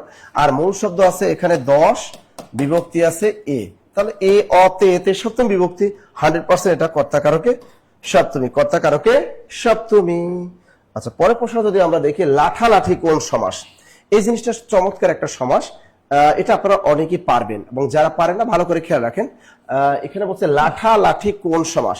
যদি পূর্ব পদে আ থাকে, খেয়াল রাখবেন, যদি পূর্ব পদে আপনার স্বরে আ থাকে এবং পরপদে যদি রস্বই থাকে, এবং পরপদে রস্বই থাকলে, এবং পরপদে রস্বই থাকলে কি হবে, সেটা অবশ্যই ব্যতিহার বহুব্রী সমাস হবে। যেমন এখানে বলছে লাঠা লাঠি, এরকম হতে পারে চোখা চোখি।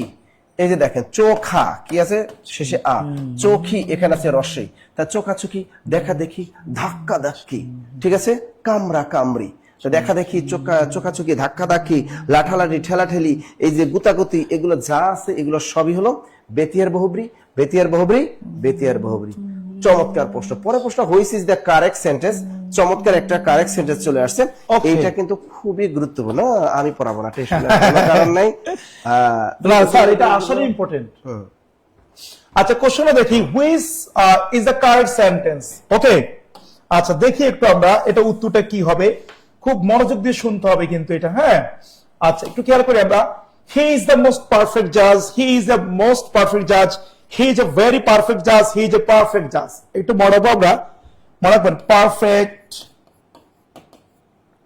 পারফেক্ট, ইটারনাল, ইটারনাল মানে চিরস্থায়ী, ইটারনাল, সুপ্রিম, সুপ্রিম মানে শ্রেষ্ঠ, perfect, eternal, supreme, round, round মানে গোল, স্কয়ার, স্কয়ার তো আমরা জানি অর্থ কি, স্কয়ার, এবং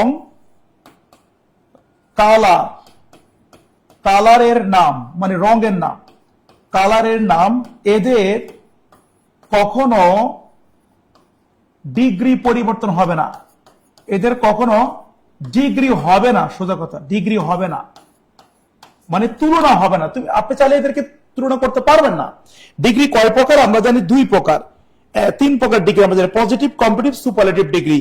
এই যে ওয়ার্ডগুলো আমি লিখলাম, এদের কখনোই ডিগ্রি হবে না, এদের কখনোই ডিগ্রি হবে না, হবে না, হবে না, 100% হবে না।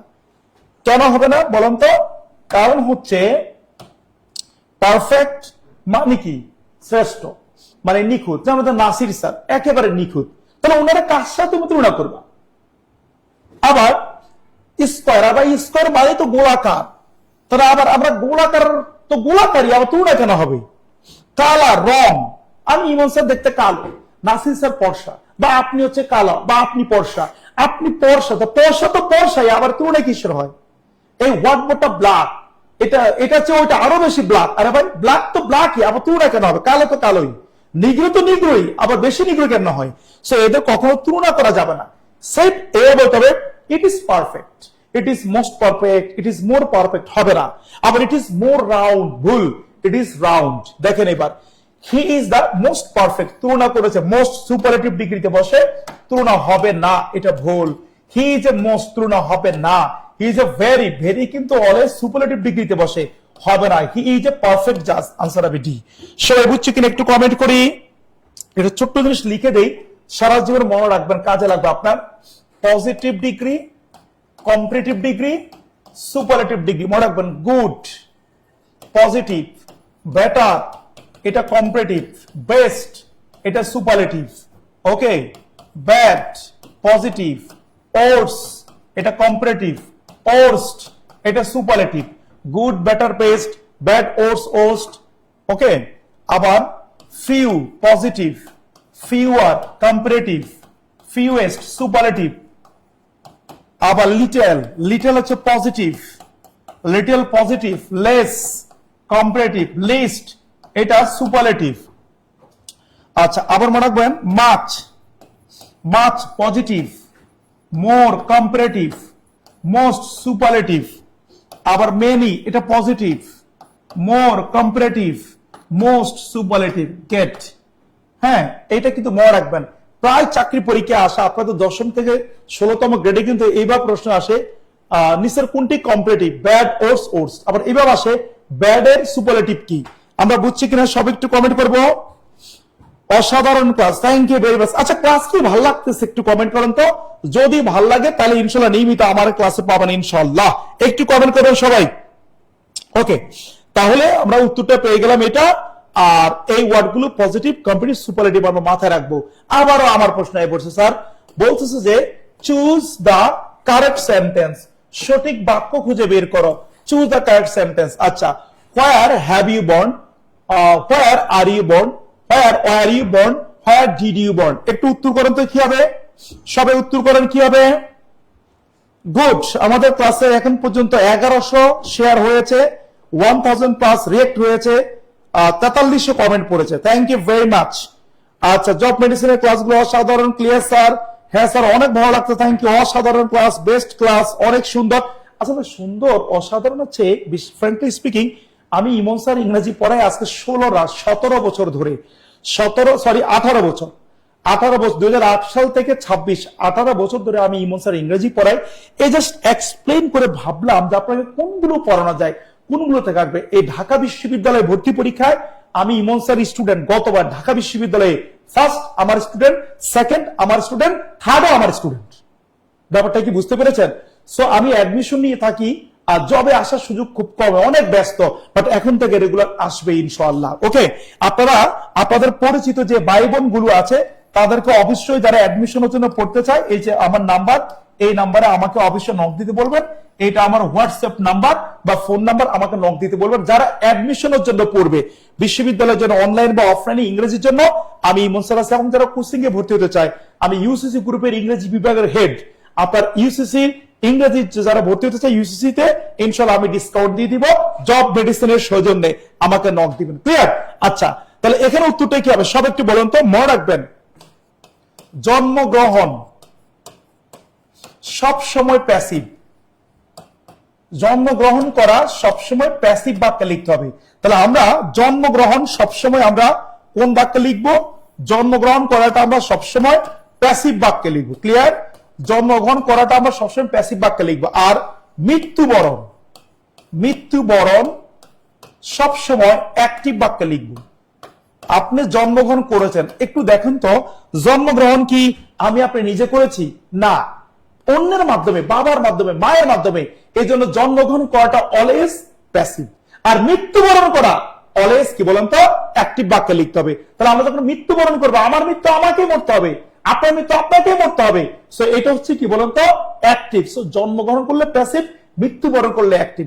আর জন্মগ্রহণ always was born, always was born. যদি প্লুরাল হয় তাহলে ওয়ার বর্ন, সিঙ্গুলারে ওয়াজ বর্ন, প্লুরালে ওয়ার বর্ন। তাহলে হোয়ার হ্যাভ ইউ বর্ন, এটা হবে না। হোয়ার আর ইউ বর্ন, এটা হবে না। হোয়ার ওয়ার ইউ বর্ন, এটা হবে। হোয়ার ডিড ইউ বর্ন, এটাও না। So answer is C. আমরা বুঝতে পেরেছি? একটু কমেন্ট করি। স্যার আপনি জবে আসেন, এটা দরকার, ইনশাআল্লাহ আসবো। সবাইকে বুঝতে পেরেছে? একটু কমেন্ট করি। আচ্ছা, এবার আমরা চলে যাই পরবর্তী প্রশ্ন। এক কথায় প্রকাশ করুন অক্ষির সমীপে। বাহ, ভেরি গুড। নাকি স্যার ভুল করতেছি পারবো না? না না, অক্ষির অগোচরে, তার আগে আমাদের শেখা দরকার অক্ষির অগোচরেটা কি আসলে। তো দেখেন, অক্ষির অগোচরে, অক্ষির অগোচরে, অক্ষির অগোচরে এটাকে আমরা কি বলি বলেন? অক্ষির অগোচরে কি? নিরপেক্ষ কাকে বলি? অর্থাৎ যে কোনো দলেই থাকে না, একদম পক্ষপাতহীন, তাকে আমরা কি বলি? পক্ষপাতহীন, পক্ষপাতহীন। হ্যাঁ, তাকে আমরা কি বলি? নিরপেক্ষ, একদম নিরপেক্ষ থাকে। তাহলে এটা কিন্তু হবে না। তাই এক কথা বলে অক্ষির সমীপে মানে কি? অক্ষির সমীপ, উত্তরটা কি হবে? সমক্ষ, পরোক্ষ। অক্ষির অগোচরে এটা আমরা বলে দিলাম পরোক্ষ। যাক, এই দুটো হয়ে গেল। তো অক্ষির অগোচরে পরোক্ষ। আবার অক্ষির সম্মুখে বর্তমান, সেটাকে আমরা কি বলি? প্রত্যক্ষ। অক্ষির সম্মুখে, অক্ষির সম্মুখে বর্তমান যেটা, সেটাকে আমরা বলি প্রত্যক্ষ। তাহলে এটা এক কথা প্রকার অক্ষির সমীপে কি? সমক্ষ। অক্ষির সমীপে এক কথা হবে সমক্ষ। মাশাআল্লাহ, আপনারা সবাই তো পেরেছেন। Thank you, thank you, thank you, thank you, thank you, thank you. Okay, তাই এখান থেকে আমরা কি শিখলাম? অক্ষির সমীপে সমক্ষ, অক্ষির অগোচরে পরোক্ষ, অক্ষির সম্মুখে বর্তমান প্রত্যক্ষ, আর পক্ষপাতহীন তাকে আমরা বলি নিরপেক্ষ। তো চমৎকার এই প্রশ্নটা। আমরা পরের প্রশ্নটা যদি বাংলা সাহিত্যের অন্ধকার যুগ, সহজ একটা প্রশ্ন। বাংলা সাহিত্যের অন্ধকার যুগ, এটা একদম 1201 থেকে 1350। বাংলা সাহিত্যে 150 বছর বলা হয় বাংলা সাহিত্যের অন্ধকার যুগ অথবা তামযুগ। এটা কিন্তু অনেকে 1200 থেকে ধরে, আসলে 1200 থেকে না, এটা 1201 থেকে একদম 1350। 1201 থেকে 1350, এই 150 বছর হলো বাংলা সাহিত্যের অন্ধকার যুগ। আমরা পরের প্রশ্নটা আমরা চলে যাই। A 17 years old is not, sir আবার ইংলিশ। না অনেক রাত হয়ে গেছে তো Okay. চাইলে আমরা স্টুডেন্ট অনেকে আছে কিন্তু যারা এখানে কিন্তু অনেক আছে আমাদের এখানে ম্যারিড স্টুডেন্ট বেশি আছে, তাহলে হাজবেন্ডরা কিন্তু অনেক কষ্ট পাচ্ছে, মানে এর বলতেছে এই তোমার কি এখন ক্লাস শেষ হয়নি, কি এত রাতে ক্লাস করো, কারণ অনেক আছে হাজবেন্ড এখন না খেয়ে আছে, তার মশারিটাও এখন কিন্তু ফিট করে দেয় না, এটাও কিন্তু একটা মাধ্যমে আপনি তো আমার চাই না যে একটু দাম্পত্য জীবনের ভিতরে একটু গ্রিঙ্গি লাগাইতে, ঠিক আছে, এর জন্য আমরা একটু দ্রুত স্পিডে যাচ্ছি। হ্যাঁ আচ্ছা, good. A 17-year-old is not dashed to vote in an election. Old enough, as old enough, enough old as. উত্তরটা কি হবে একটু মনোযোগ দিবেন, খুব গুরুত্বপূর্ণ এবং অনেক ইম্পর্টেন্ট একটি প্রশ্ন মনে রাখবেন। ইনাফ মানে যথেষ্ট, এর ব্যাপারটা দেখবেন ইনাফ প্লাস নাউন, মানে ইনাফ শব্দটা নাউনের আগে বসবে, ইনাফ বসবে নাউনের আগে, কিন্তু ইনাফ বসবে আবার অ্যাডজেক্টিভ বা অ্যাডভার্বের পরে, অ্যাডজেক্টিভ বা অ্যাডভার্বের পরে। তাহলে ইনাফ বসবে নাউনের আগে কিন্তু অ্যাডজেক্টিভ অ্যাডভার্বের পরে, তাহলে ইনাফ বসবে কার আগে? নাউনের আগে, অ্যাডজেক্টিভের পরে, অ্যাডভার্বের পরে। ক্লিয়ার? তাহলে ইনাফ শব্দটা নাউনের আগে বসবে, অ্যাডজেক্টিভের পরে, অ্যাডভার্বের পরে। যেমন আমি যদি বলি যে I have enough books, I have enough books, আবার যদি বলি he is intelligent enough to do it, he is intelligent enough to do it। একটু আমরা দেখব, তাহলে ইনাফ বসবে নাউনের আগে, অ্যাডজেক্টিভ অ্যাডভার্বের পরে। I have enough books, he is intelligent enough। আশা করে বুঝতে পেরেছি। এবং মনে রাখবেন ইনাফের সাথে কিন্তু কোনো প্রিপোজিশন বা কনজাংশন যোগ করা যাবে না। ওকে, ইনাফের সাথে কিন্তু কোনো প্রিপোজিশন বা কনজাংশন যোগ করা যাবে না, ইনাফের সাথে কোনো প্রিপোজিশন বা কনজাংশন যোগ করা যাবে না। এবার দেখে আমরা উত্তরটা দেখি। এ 17-year-old, ওল্ড ইনাফ, ওল্ড কিন্তু অ্যাডজেক্টিভ, আমরা বলেছি ইনাফ বসবে অ্যাডজেক্টিভের পরে, সো এটা উত্তর হবে। অ্যাজ ওল্ড ইনাফ, ইনাফের সাথে কোনো প্রিপোজিশন বা কনজাংশনকে আনা যাবে না, as enough, in enough, more enough হবে না। ইনাফ ওল্ড এটাও না, ইনাফ ওল্ড অ্যাজ এটাও না, সো আনসার হবে এ। আমরা বুঝছি কিনা সব একটু কমেন্ট করি, সব একটু কমেন্ট করে আমরা কি বুঝতে পেরেছি? আচ্ছা, আমরা চলে যাই পরবর্তী প্রশ্ন। সিনট্যাক্স অত্যন্ত গুরুত্বপূর্ণ। সিনট্যাক্স মানে বাক্যের গঠন, সিনট্যাক্স মানে হচ্ছে বাক্যের গঠনকে বোঝায়, দ্যাট মিন্স সেন্টেন্স বিল্ডিং। সবাই কি বুঝতে পেরেছে? একটু কমেন্ট করি, সেন্টেন্স বিল্ডিং। আচ্ছা, এবার চলে যে পরবর্তী। স্যার, ডক্টর মোহাম্মদ শুধু বাংলা ভাষা উৎপত্তি কোন পাঠ্যচক্র থেকে? একটা প্রশ্ন আসছে এখানে স্যার, অনেকে কমেন্ট করছেন, অনেকে রোমান্টিক কমেন্ট করতেছেন। একজনে কমেন্ট করছে যে স্যার আমি আমার স্ত্রীকে শান্ত করে তারপর ক্লাসটা করতেছি, মানে আপনার স্ত্রী কি শান্ত মানে আগে সে কি ছিল, আপনি কি বোঝাতে চাচ্ছেন? আমরা কিন্তু বুঝি না এত কিছু। আর অনেকেই বলছেন যে স্যার চালিয়ে যান, হ্যাঁ আমরা চালিয়ে যাবো, টেনশন না। এখন আসলে বাঙালি তো, আপনাদের ছেড়ে দিলে আপনারা কিন্তু ঘুমাবেন না, আপনারা অনেকেই করবেন কি বাংলা ভাষা উৎপত্তি আমরা সবাই এটা জানি, আর ডক্টর শুরুতে অস্ত্র নাই, অস্ত্র ছাড়াই যদি এখন যুদ্ধে নামেন তাহলে হবে। আচ্ছা এত করে শুনে নাই কে কিছু। হ্যাঁ আচ্ছা, আমি যে আগে যা বলছিলাম না শোনাই ভালো আসলে, তাই না? আচ্ছা দেখেন, ডক্টর মোহাম্মদ শহীদুল্লাহর মতে বাংলা ভাষা উৎপত্তি হয়েছে কোথা থেকে? সেটা হলো গৌরীয় প্রাকৃতি থেকে। আর ডক্টর সুনীতি কুমার চট্টোপাধ্যায়ের মতে এটা লেখা রাখে সুনীতি, ডক্টর সুনীতি কুমার চট্টোপাধ্যায়ের মতে বাংলা ভাষা উৎপত্তি হয়েছে মাগধী প্রাকৃত থেকে। তবে প্রকৃত পক্ষে বাংলা ভাষার উৎপত্তি হচ্ছে প্রাকৃত ভাষা থেকে। ভালো করে খেয়াল রাখেন, যদি বলে বাংলা ভাষা উৎপত্তি হচ্ছে কোথা থেকে, আপনি বলবেন প্রাকৃত ভাষা থেকে। আর ডক্টর মোহাম্মদ শহীদুল্লাহর মতে গৌরীয় প্রাকৃত, আর ডক্টর সুনীতি কুমার চট্টোপাধ্যায়ের মতে মাগধী প্রাকৃত।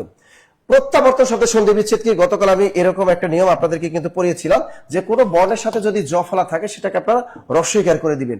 আসছে প্রত্যাবর্তন, তো জ ফলা আছে, অবশ্যই এটা কি করে দিবেন? রস্বইকার করে দিবেন।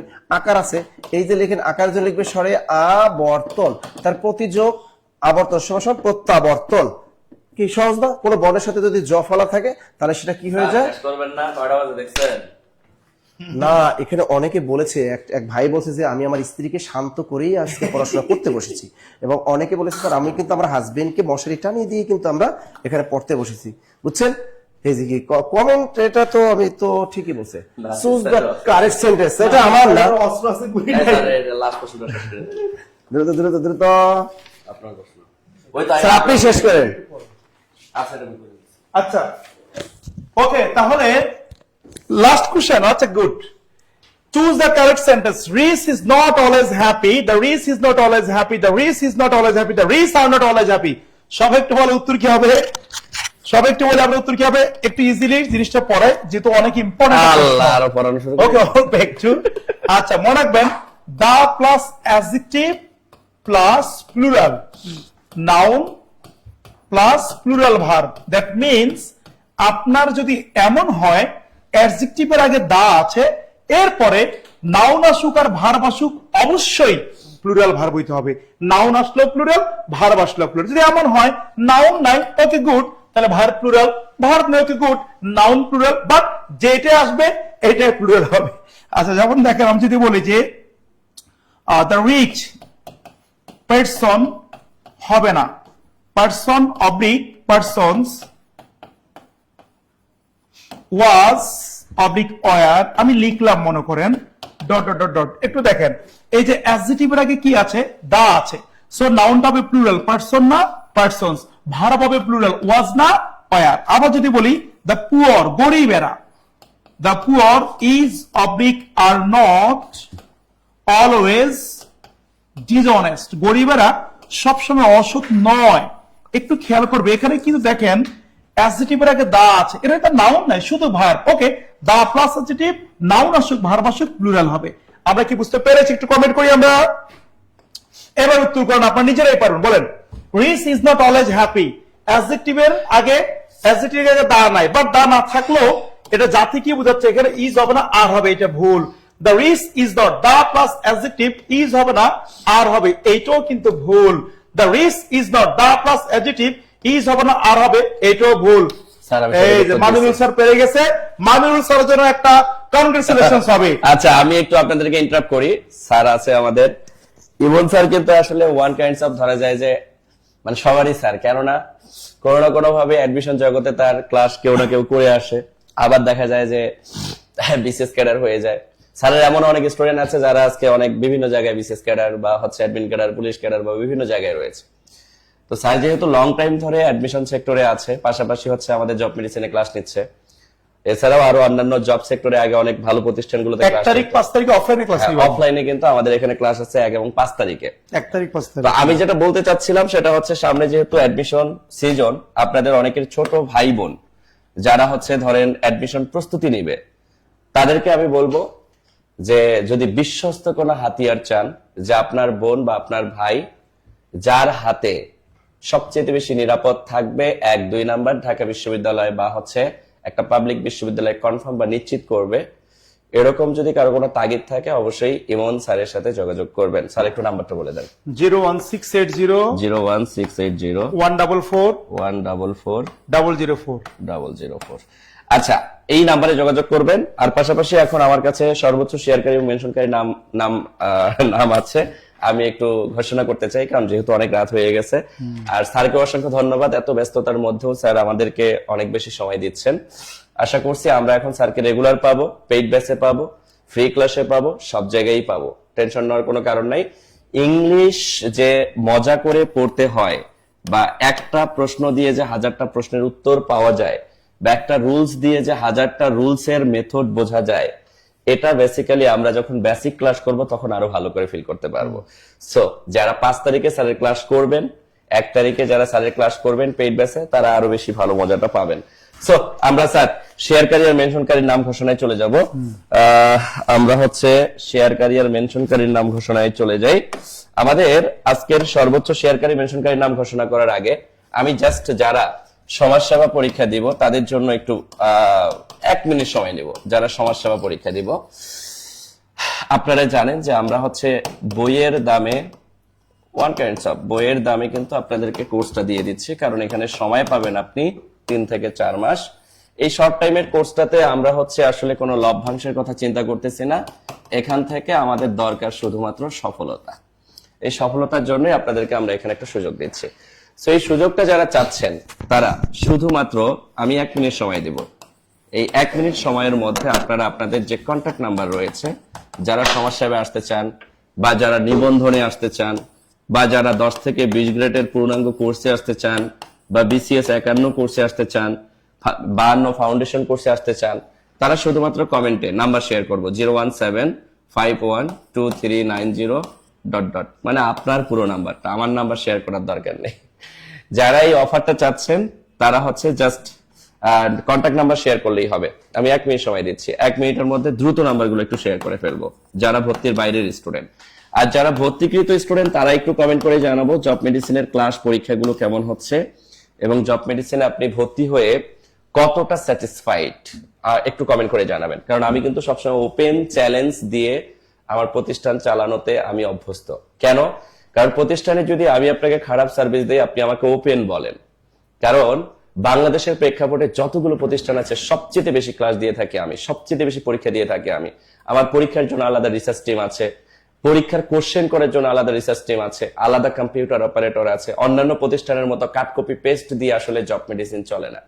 জব মেডিসিনের লেকচার শিট বলি বা আদার্স এক্সেট্রা সবকিছু কোয়ালিফাইড, মানে অনেক বেশি কোয়ালিটি সম্পন্ন।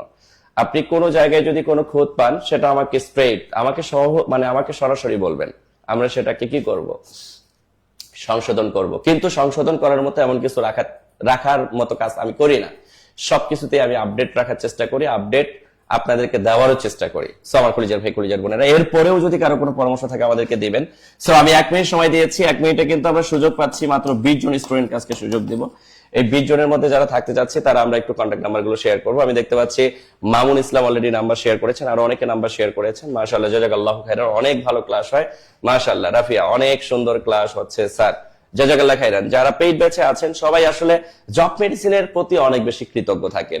কেন? কারণ জব মেডিসিন কখনো কমিটমেন্ট ব্রেক করে না, জব মেডিসিন কখনো কথার বরখেলাপ করে না। এটাই জব মেডিসিনের সবচেয়ে বড় একটা ক্রেডিট এবং জব মেডিসিনের সবচেয়ে বড় একটা পাওনা। যাই হোক, যারা আমাদের পেইড ব্যাচে রয়েছেন অসংখ্য ধন্যবাদ, লেগে থাকবেন শেষ পর্যন্ত।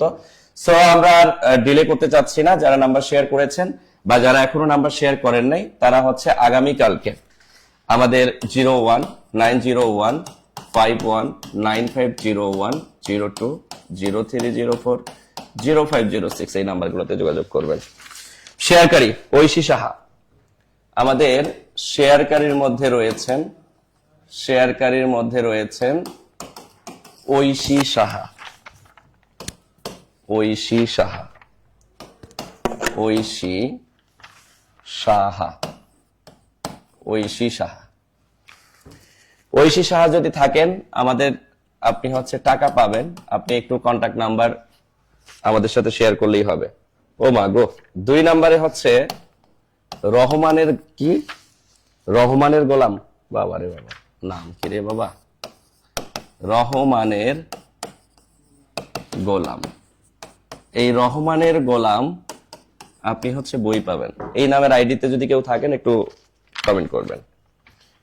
মেনশনকারীর মধ্যে যারা রয়েছেন 1 নম্বরে হচ্ছে অগ্নিকন্যা। এই ফেক আইডির নাম্বারে এগুলা দেওয়া ঠিক না, যদিও ফেক আইডি দিয়ে আসলে শেয়ার মেনশন এগুলো।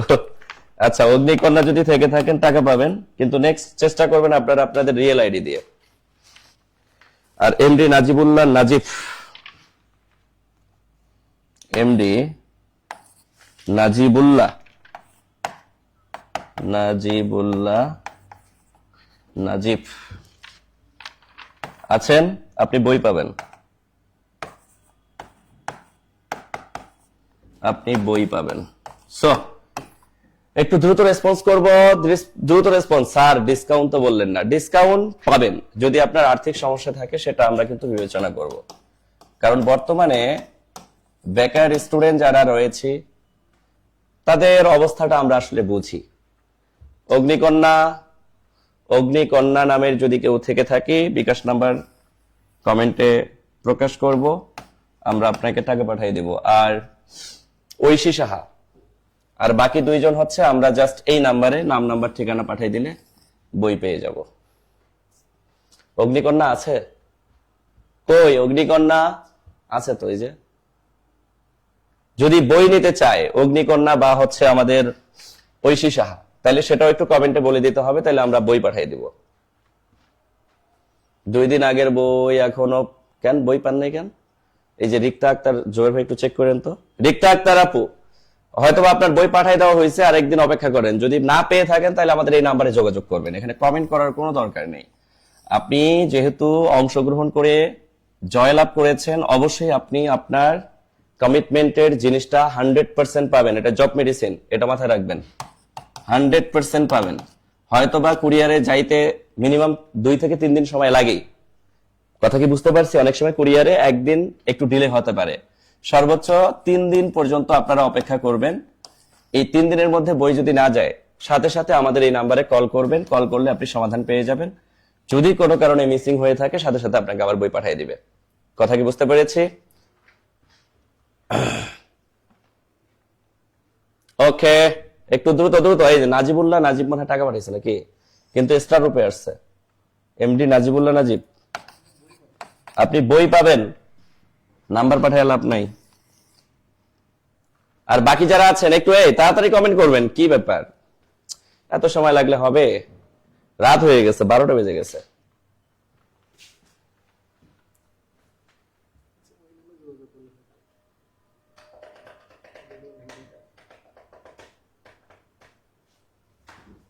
সবাই আজকে ঘুমিয়ে গেছে। আচ্ছা, এক কাজ করেন, শোনেন, শেয়ারকারীর মধ্যে ঐশী সাহা এবং মেনশনকারীর মধ্যে অগ্নিকন্যা, ইনস্ট্যান্ট যদি আপনারা এই নাম্বারে কল করেন, আবার কল করলে তো আমরা বুঝবো না যে কে কল করলো। আচ্ছা, এই নাম্বারে আপনারা আপনাদের ডিটেলস এবং আইডির স্ক্রিনশট, এবং আপনি আপনার রিয়েল আইডি, সেটার একটা ভালো স্ক্রিনশট, মানে আপনি আপনার আইডিতে প্রোফাইলে আছেন এরকম করে একটা স্ক্রিনশট দিলে আপনাকে টাকা পাঠিয়ে দেওয়া হবে। ওকে, এই যে রহমানের গোলাম তো আছে, তাহলে আপনি হচ্ছে রহমানের গোলাম হচ্ছে বই পাবেন। আচ্ছা, বই পাবেন, আপনি হচ্ছে এই নাম্বারে নাম নাম্বার ঠিকানা দিয়ে দিলেই হয়ে যাবে। আর যারা টাকা পাচ্ছেন তারা হচ্ছে আমাদের এই নাম্বারে যোগাযোগ করেন, 01901519501, কারণ আপনারা টাকা নাম্বার পাঠাইতে আপনাদের 2 দিন লাগতেছে। সো আমি প্রায় মানে 10 মিনিট ধরে শুধু নাম্বারই চাচ্ছি আপনাদের কাছে, কারণ আপনারা বিকাশ নাম্বার প্রদান না করলে আমরা কিভাবে দিব। হ্যাঁ, বইটা কিভাবে পাবো? এই যে রহমানের গোলাম, আচ্ছা আইডির নাম এমন রাখছেন আপনারা, মানে এই নাম্বারে আপনারা এই নাম্বারে নাম নাম্বার ঠিকানা দিয়ে দিলে আপনার লোকেশনে বই চলে যাবে। হ্যাঁ, তাও হয় কি। আচ্ছা ঠিক আছে, তাহলে সবাই ভালো থাকবো, সুস্থ থাকবো। আমি আর দীর্ঘায়িত করতে চাচ্ছি না। আর পরবর্তীতে যারা লাইভটা দেখবো, আমরা ভর্তির জন্য জাস্ট এই নাম্বারগুলোতে যোগাযোগ করলে ভর্তি হতে পারবো ইনশাআল্লাহ। ওকে, বাই বাই।